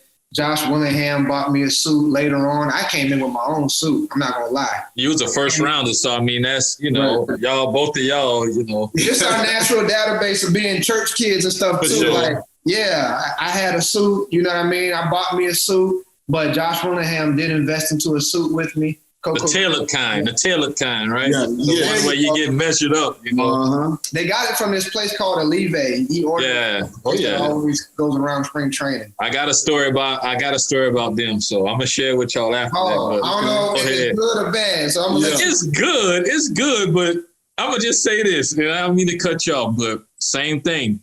Sean Chacon, shout out Sean Chacon, Coco, Josh Willingham. I know Coco a little bit, so I know how he is, but good dude. But spring training, I'm about to shower. I done took off I'm in my sliders basically, t-shirt. Chacon's like, hey, they call me Sugar Shane. Sugar Shane, come here. Yeah. So I'm like, what's up, man? So I hurry up, threw my pants back on, walk outside. I see chicks. Yeah. Nice ones. Yeah. So I'm like, you gonna let me pick one? That's what I'm thinking. That's what you're thinking about, yeah. Yeah. But nah, you're getting sized up for a suit. So I'm like, that's what it is. Okay, I got you. But you see, and y'all know I ain't trying to get nobody in trouble. I'm not trying to get in trouble myself, but easy on the eyes. Oh yeah. We can be honest. Yeah. I'm thinking I'm getting hooked up. But I'm getting hooked up, but not in that way. You feel me? But it threw me for a loop, man. Yeah, because the ladies come in first, and you're like, "Whoa, this ain't for a suit. This something else." Yeah. But they actually do come with a little professionalism, and they start introducing the suits, and you're like, "Okay, I know what this is." Okay, you got the whole catalog and whatnot. But I understand where you're coming from, though. Oh yeah. They're doing business on a big league level, man. That's the crazy thing. So like. The women are all dressed down to the T, got themselves made up, done well, because they know the atmosphere they're walking into when they come see you. Right. So it's like all the way around, everybody's at their best. Oh, yeah. Yeah. Rick, who got you? Somebody had to get you. Yeah, man. I'll see when it comes to that. I was in St. Louis, and, when rookies get, to a city, all the vets go up to their room. The rookies got at that time, the rookies got to get their bags and to take them to their room. You know what I'm saying? So, I played a dude named, you remember, Royce Clayton. Yeah. So, he played with me in Milwaukee. So I take his bag up to his room that night, after we get in. He's like, hey, man, Rook, meet me downstairs in the morning at like 9 a.m. or something like that. I'm like, okay. Like, that time, you don't ask questions. You just do what they say. Just do it. You know what I'm saying? So I did that. I meet him downstairs. He's like, okay, I got a driver set up. It's my first time getting a driver. I'm like, a driver? Yeah. Like, you rent a car or nothing like that? Taxi. You know what I'm saying? Yeah. He said, I got a driver for you. I said, okay. So, we both hop in the car to go to the mall or whatever.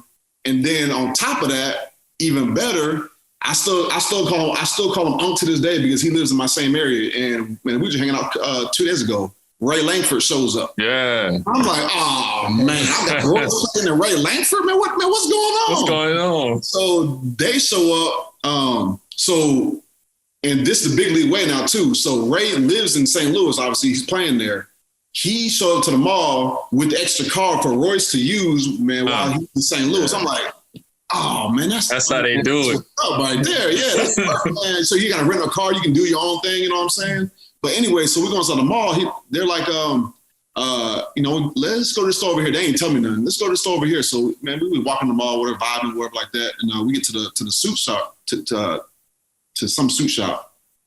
They said, I'm gonna buy him a suit, and Ray's gonna buy you a suit, so you can get fitted for 2 suits. I'm like, what? I'm like, okay, because I know how much suits cost. Man, bro, I'm looking at it. This was 2003. Man, I'm looking at the tag. It's like $1,400, $2,000. Bro, I go to a little spot here in Altamonte Springs, but man, I get zooted in the booty for about $300. You know what I'm saying? You sound like Freddie Lewis with the KG suit. Yes, KG. So I'm like, man, $300, boy. I never seen no number over top of that. Yeah. Suit. So I'm looking at him like, man, y'all for real? Like, yeah, man, just get what you want. So the dude pulls out his book with a bunch of threads. You know what I'm saying? I'm like, what? Like, I don't even know how to pick the fabric. That's what I'm saying. I'm like, what you mean picking fabric? Just give me like a blue suit and a black suit. You know what I'm saying? Like, man, this man showed me the window panes, the plaids, the dark, the solid color. I'm like, so to me, man, I was all love, man. To this day, man, I call him Ray Langford, man, and Royce, man. They did me well, man. And every year after that, man, I made sure, when I got of age, the game, that I made sure I got at least 2 suits a year for some young kids. Man, shout out to the vets, man. Shout out to those cats as well. Doing that, kind of grooming us into being big leaguers, man. You talk about Ray Langford, Royce Clayton for you, Ricky, and then Josh Willingham, Coco for you, Jemile. Like I said, Sean Chacon. I had somebody else. Solomon Torres. You might have played with Solomon Torres. I did. He got me my first suit. It wasn't a tailored one. It was a Burlington Coat Factory. We had to go. We went to, but it is what it is. It is what it is. You know, he got the first one. Chacon got my first tailored one, man. But we talking about that, and I know you guys both had some long careers. I don't want to get long-winded and keep you guys on too long, but you know, we are dealing with two bros, two big league brothers, so we might get a little bit extended with the podcast. Just talk about, Jemile, man, after that first game, that second game, you get those 3 hits.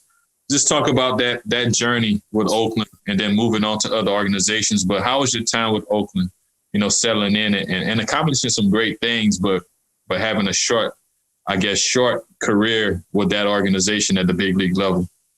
I loved Oakland. The city, the town, the people. I loved it. They embraced me. I didn't want to go anywhere. I didn't want to leave anywhere. Now, I will say, you know, as far as the play, the stadium, wasn't that many fans in the stands that much, you know. Yeah. Football stadium, you got the Coliseum where the Raiders were playing, so you got the football lines in the field. It's almost like a scrimmage game when it comes to the atmosphere. Yeah, right. But, you know, we had been going through the grinder through the minor leagues, and just understanding that you're at the big leagues was enough for me. And I would go to places. It was the most authentic city out of all the cities I've played in and been to. Oakland for me, because I guess I was homegrown to them as far as being a draft pick and come to their system and be at their big league level. That city and town took me in on the outside of playing on that baseball field, where I was opening up schools with the police force. I was part of Let's Kids Rock when it comes to what we were doing inside the community. I was going to Oakland Tech, where Ricky Henderson went to school and training, Skyline High School out there in the Bay Area as well. I was a part of a lot of things in the community that they were asking of me, and the A's were able to keep me connected to. So I was getting treated, A-class treatment, every restaurant, every place I went to. And that never stopped. And honestly, to this day, when I go back, I still get the respect in that town. Similar to what I got when I played. It's crazy. I would just say that my best year was that 2011 year. I loved it. Everything was on a high. It was kind of like they left me alone to just do whatever got me there, and just kind of said, do what you do and learn this big league aspect. And I was able to see a lot of success that year and be on that Rookie of the Year ballot and know that I belonged in the big leagues. The next year I came back in, had a great spring training, had a promising future for sure. Looking like then we ended up going to Japan, enjoying that time with the A's. And then the season hit, and then I went through some things where it was like the organization wanted to see some things that I could better myself in. Although I had a lot of success before that, they wanted me to fix some things and better some things as far as more walks, better at bats, different things like that is what was coming down to me from the top. And I just couldn't make the adjustments that they wanted me to make because I felt like I was being the player that I already was going to be. Yeah. And I was trying to better that. But I was trying to make the adjustments, and it was hard to be 50-50 in my movements on the baseball field at that level. So anyways, a lot of things happened at that time. The book will be written on that, so you all understand. For sure. For sure. Got to. The fact of that, because all of it's not for Zoom speaking. Yeah, we ain't going to share. We don't want to share everything anyway. We're going to get them book sales up. Yeah. For sure, yeah, we got to keep the book sales real high. That's the little teaser right there. Y'all stay tuned. So leaving there, I did that for 2 years. Enjoyed my time, Shane, and ended up getting traded in 2013 in that fall. Got traded, spent my 2014 season with the Baltimore Orioles, where I got to the big leagues with them. Got acquired by Boston Red Sox that same season, big leagues with them. San Diego Padres of next year. No, Boston again that year, didn't get to the big leagues. Next year, San Diego, big leagues with them. Then the Chicago Cubs, was on my way to the big leagues with them, and I got my ACL got sprained pretty bad with a slide to push my knee backwards. So it clipped me that whole time with the Cubs. But Oakland they had me on billboards, everything, but they showed me so much love. I can't complain about my time there. Yeah, definitely. I mean, you got to play in the big leagues for a couple other organizations, and you talked about how you were treated there, and you're looking at it being bigger than baseball because you were in the community. You were doing things to help others. It didn't even have to deal with the whole baseball aspect of it. Just helping others and encouraging other people to work hard and pursue those dreams that you may have. And not let anybody discourage you or take you away from those things. That's huge. And you still have that love and respect if you step foot in that city any given time, even though you're not playing ball. Exactly. You know, it's tough, man, at the big league level. And Rick, we're gonna jump into yours too. But, you know, Jemile, when it becomes the politics get involved, like that's the toughest pill to swallow when politics become one of the main focuses of what's going on at a professional level. When it comes to sports. And for you, hey, man, let me continue to do what I'm doing. I'm having success like that. Now you want me to change my game up. It's hard for me to shuffle those cards because I'm comfortable in my own skin. Yeah, I'm going to give it a try. But it's probably not going to be what I am who I am. You know, I might get bigger, a little bit stronger, and can do a tad bit more, but I can't totally revamp my game. Right. And whether you thought about it or not, I think mentally that's when things finally started to kind of get the best of you, because I don't know if you maybe looked over your shoulder to see, am I doing this right? Am I taking this pitch the right way, the way you want me to? You know, am I doing certain things the way you want me to? And it's taking you away from being you. And that's tough, man. Yeah. That's tough, man. It's probably the hardest thing. You can't be 50-50 in the big league. No. I experienced it. I tried it. You either got to sell out. You know, you got to sell out one way or the other. You got to pick a side, you know, and that was probably the one thing that I could say that I took it into the later parts of my career and got better at knowing myself.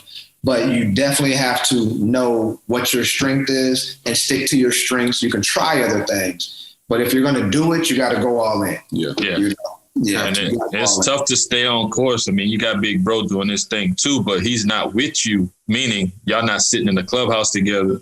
Y'all not on the field together. And we know Oakland, they don't keep vets around. So it's not like you don't really have anybody with a veteran status to really sit down and help you through this process. So it becomes even tougher, you know, with that. But you persevered. You were able to make it with different organizations, like I said, and you're still doing some positive things now within the game. And we're going to jump into that as well, you know. But before then, you know, Rick, man, talk about those years in Milwaukee, you know, hit the ground running, had success, you know, have people grooming you. But we talked about, especially early in your career, having some setbacks, maybe never suffering injuries until, you know, you got to the big leagues. Talk about being able to stay on your game, but also staying focused and positive despite having a few setbacks with injuries. Right. Yeah. You know, to me, I mean, my whole, especially in Milwaukee, really, my whole career was basically just based off of, okay, being resilient. You know what I'm saying? Because a lot of times it was always, I mean, just point blank, I played the game too hard, almost too hard to a fault. You know what I'm saying? I don't know how many times I had a knick-knack injury that I just said, I'm not coming out this game. I'm playing. Yeah. I got hit 2 or 3 times. I'm not coming out this game. Probably was concussed. Who knows? You know, but that's just that was my mentality to a fault. But I was able to live with myself. That's what I'm most proud of. But my whole time in Milwaukee, man, was great, man. At that time, obviously, you know, with you in the same division, you know, we faced each other a couple times. Yeah, for sure. Yeah, so like being in that same division, man, it was competitive at the time. You know, we had a whole lot of young guys that we all kind of came up together.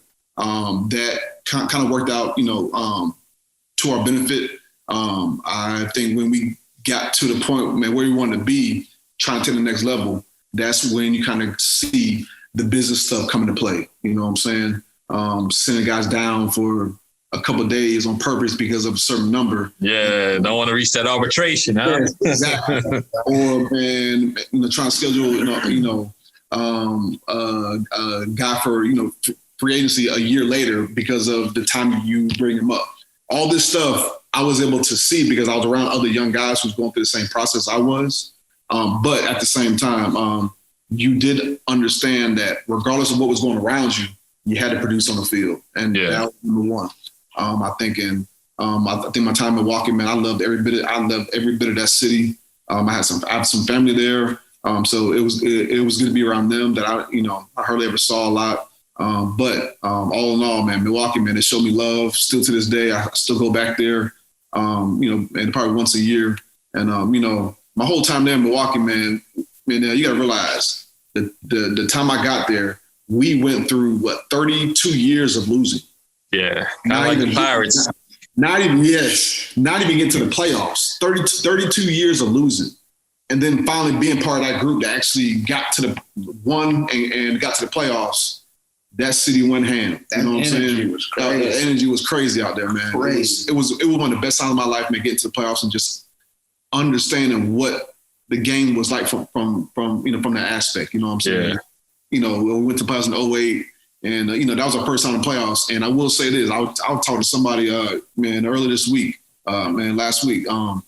There is something about being young or being to the playoffs for your first time. Yeah. The lights are bright. The pitches are on point. Oh yeah. The hitters are on. Everybody is on point.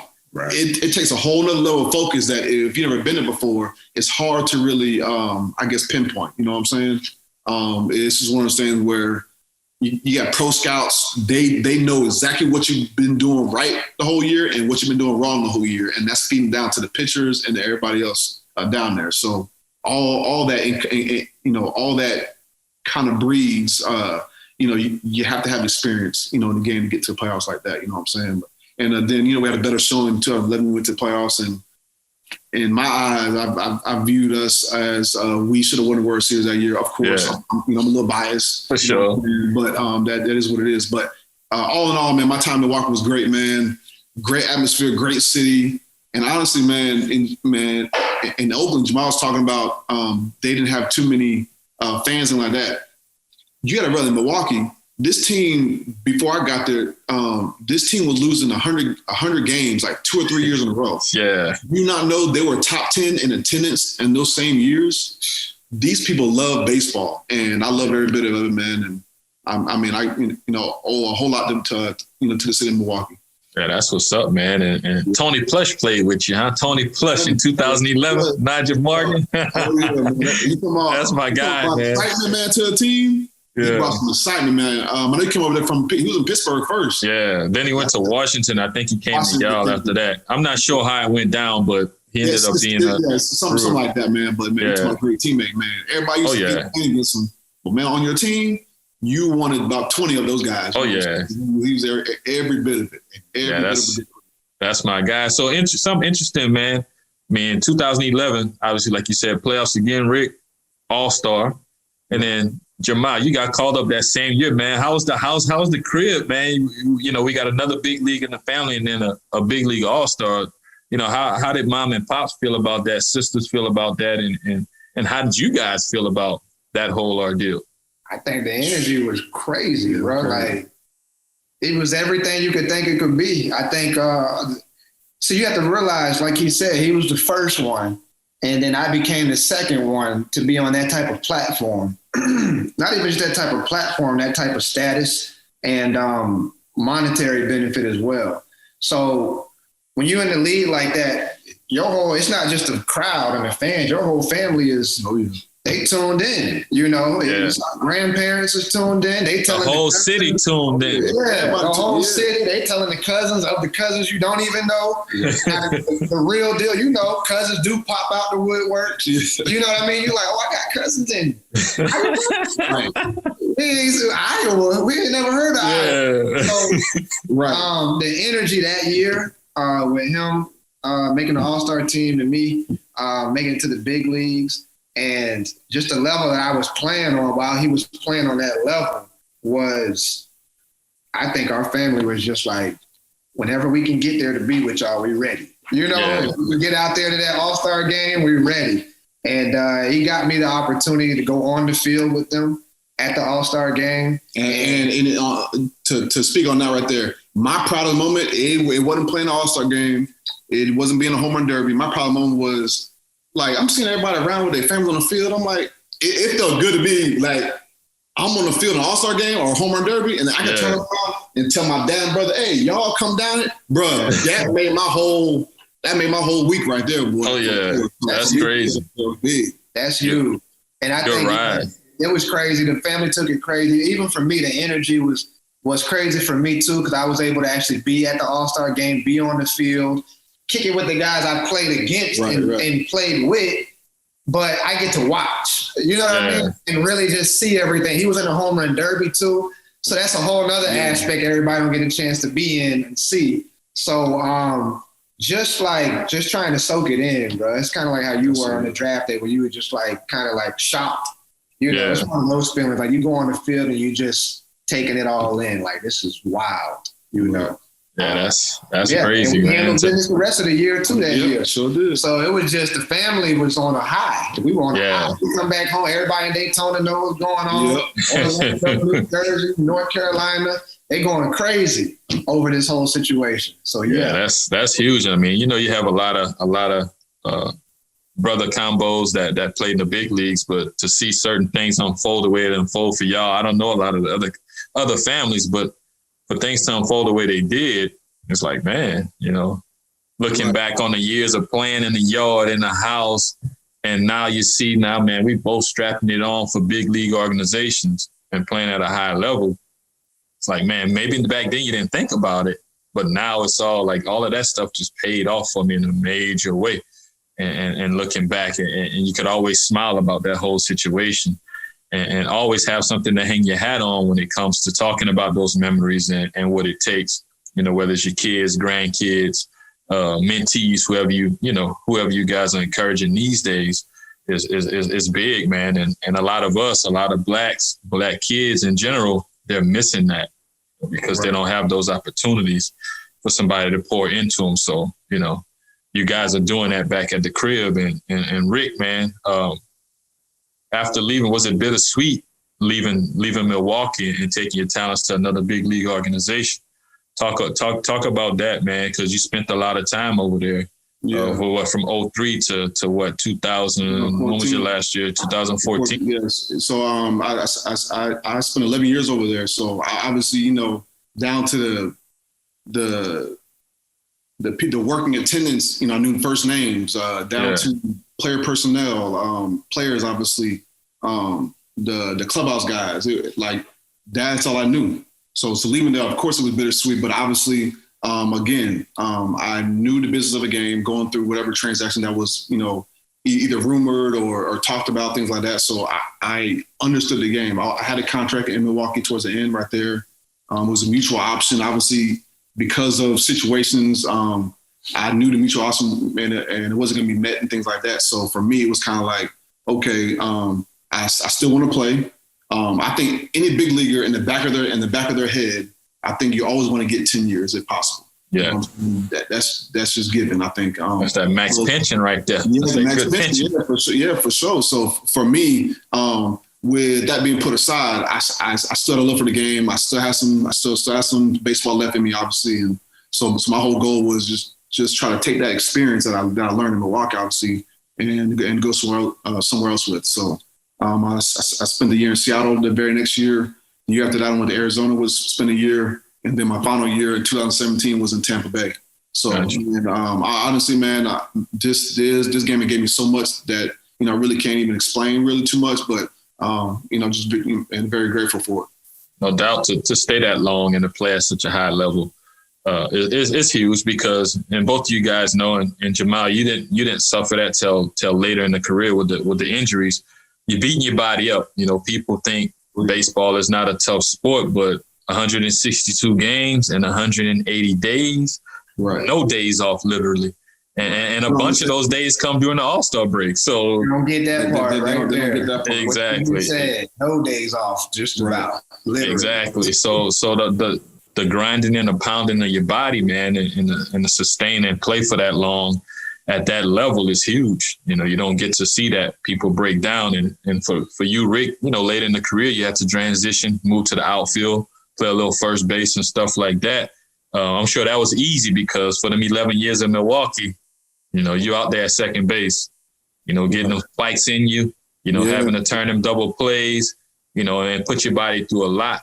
But was it? I mean, I know it probably was easy, but was it easier to transition into playing other positions for you? It was tough. It was a tough transition because one, you got to be just like Jemile said earlier, you have to be all in. Yeah. And I really wasn't all in, to be perfectly honest, until maybe my last couple of years when I was playing first base in the outfield with Arizona and Tampa. So for me, going to another position, knowing that I can still play second base and knowing that I can still play at a high level, that's where the game comes in at, where it's either you have to do it or you don't want to do it. You know what I'm saying? So obviously, I still want to do it. I took it in stride. Not the way I wanted to do it, but that's just what I had to do. You know what I'm saying? So for me, it was always in the back of my head that if I still want to play, I have to do this, but I really don't want to do it, though, to be honest with you. Gotcha. I feel you.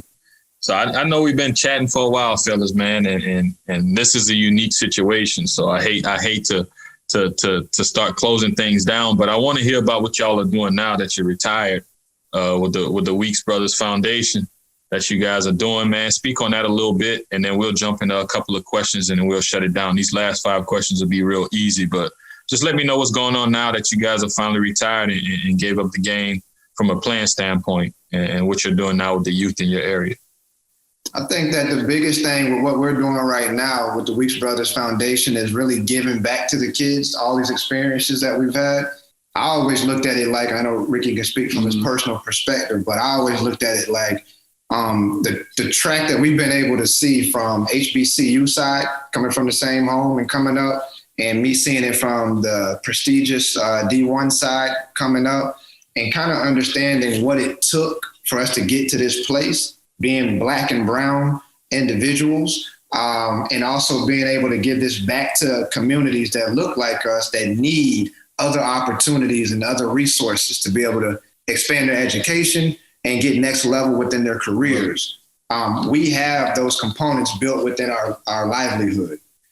So what we're doing is bringing that back to the community, back to the youth.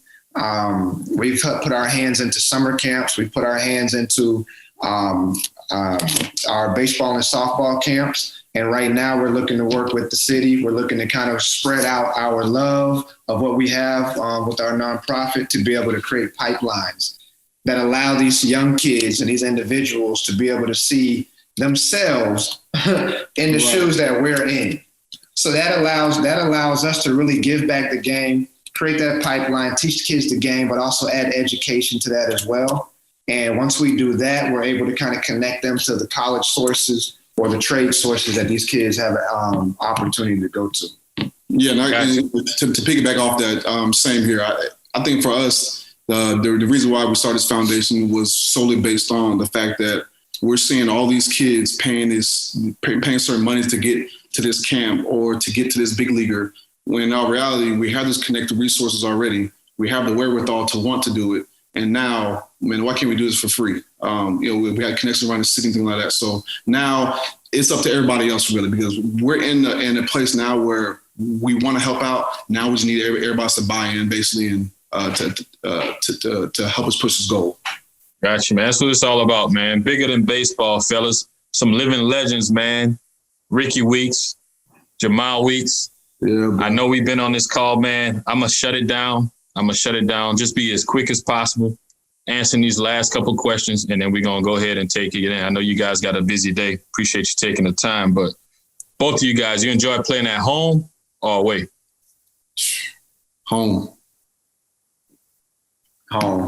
Yeah, I got to go home. Yeah. Comfortable sleeping in your own bed. I get you. I like the road, but that's, for different reasons. Staying in your bed, I get that. You guys had any superstitions coming up? Not really superstitious. I love doing music before the games. That kind of helps my vibe, my energy, my mood. It also helps my focus, me personally. I don't know if any of the kids that watch this or people that watch this do that, but music helps my focus and just kind of gets me in that mood.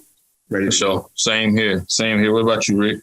For me, man, it was just really like just music, man. Like I go to the gym everybody know when Rick come in that gym, I'm turning the music up. You know what I'm saying? No doubt. I want my music and I want it turned up loud. I want everybody to hear it. So we can get ready for this game. You know what I'm saying? For sure. That's my little superstition. For sure. Baseball card or video game? Ooh, video game. Now, yeah. Yeah, I would say video game. Now we did both. Yeah, we did both though for a long time. Yeah. Yeah, but what you like best when you saw yourself on a video game or you got your baseball card? Video game. Yeah, still. video game. Really? Yeah, video game still. Yeah. The baseball card was awesome, but the video game was like next level. Like, hold on. You can play on this game. Kids and be you. Yeah, for sure. I got 2 more questions for you guys. I'm gonna let you go.